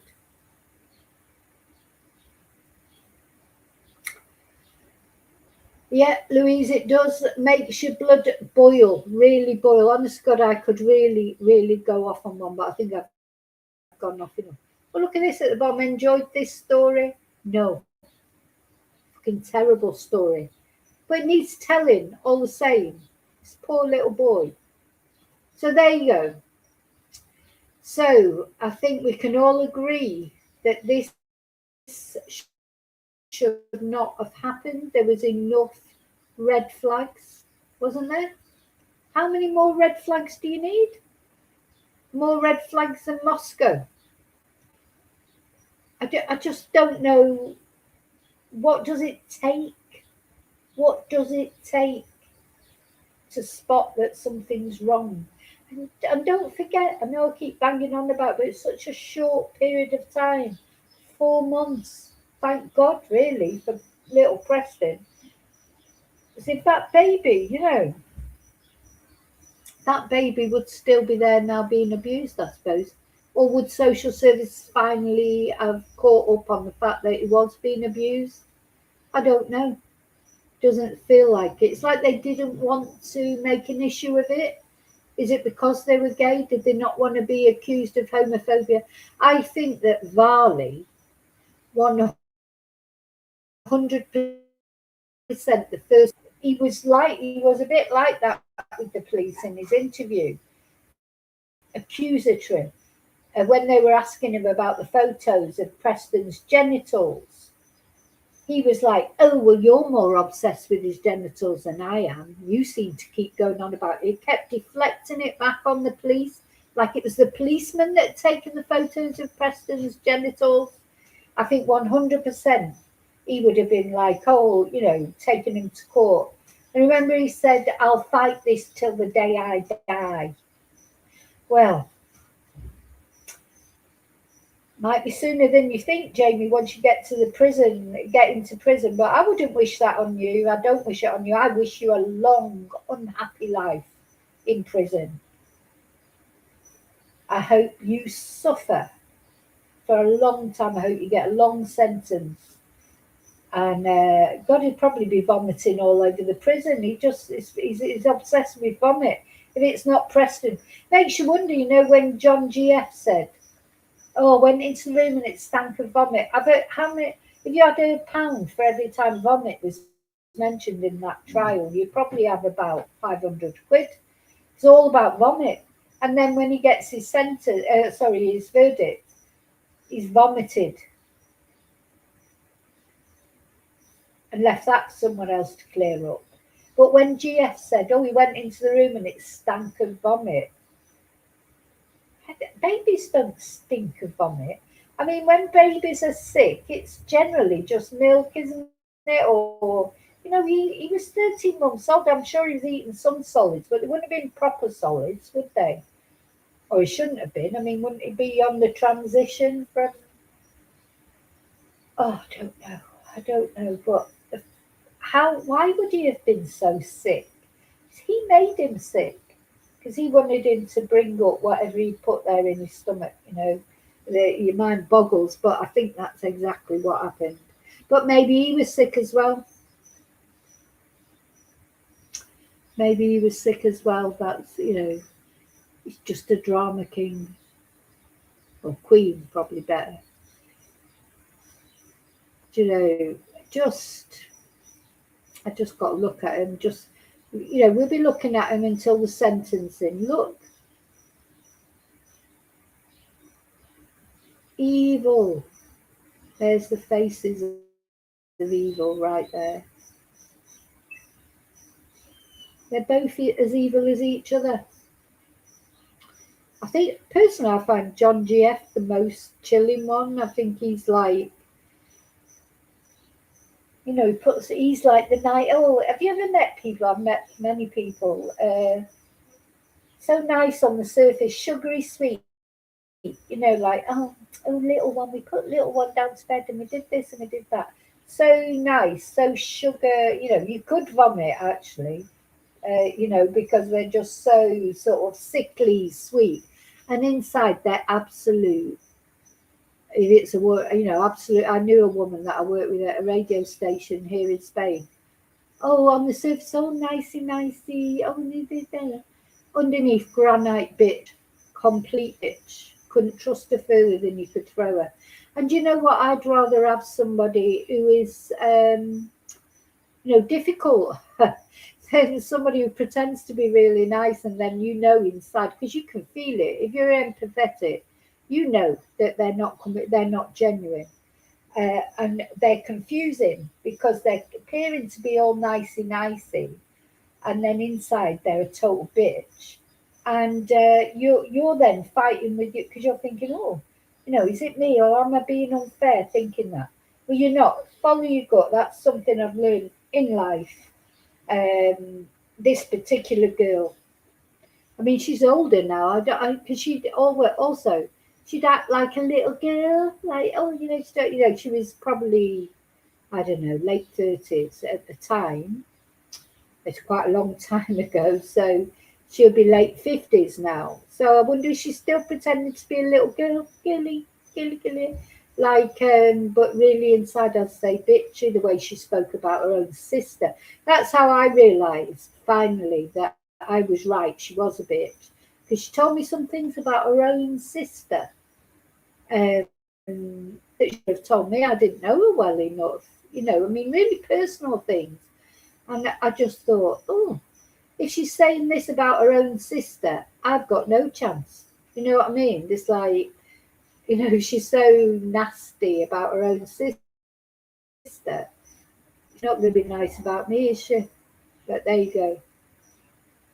That's how John GF strikes me. All nicey on the surface, and then underneath, absolute granite, cold-hearted psychopath. I think Jamie Varlou is more sort of just what he is. But he put on a persona. I can imagine him at school, as a teacher. Probably the kids thought he was great because he's fun, and it'd be all fun and laughs and jokes. And this, that, and the other. Just thought it was a clumsy baby. Just thought it was a clumsy. And inside, really, he's not a nice person at all. He's a selfish person. We saw that with his messages to John GF. He's a drama queen. He's histrionic. He's jealous. And he took it all out on Preston. At the end of the day, he's got this weird relationship with John GF. Well, we've all had toxic relationships. I wouldn't hold my hand up and say I'm brilliant at relationships. But Preston was like stressful in the middle of it. And they wiped that smile off that baby's face, didn't they? In 4 months. Long did it. Beautiful, happy, bouncing, healthy little boy that anyone would have loved to have adopted, would love to give a cuddle, would love to look after. And they wiped the smile off his face just within a matter of weeks, really. Terrible.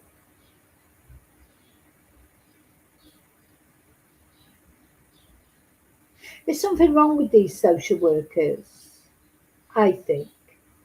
You know, they're crap. Why are they so crap? So that's the other thing I think that's got to be.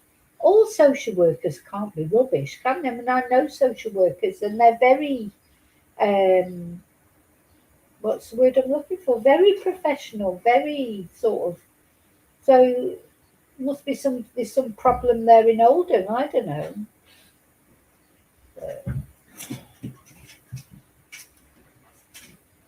Okay, so I'll be back later for the video for Preston. Thank you for caring about Preston. As always, leave me your comments. Don't forget to put your DNA on the subscribe button and the share button and the like button and the notification. Thank you so much. I'll see you really soon in the next video. And until then, may your God go with you. Bye.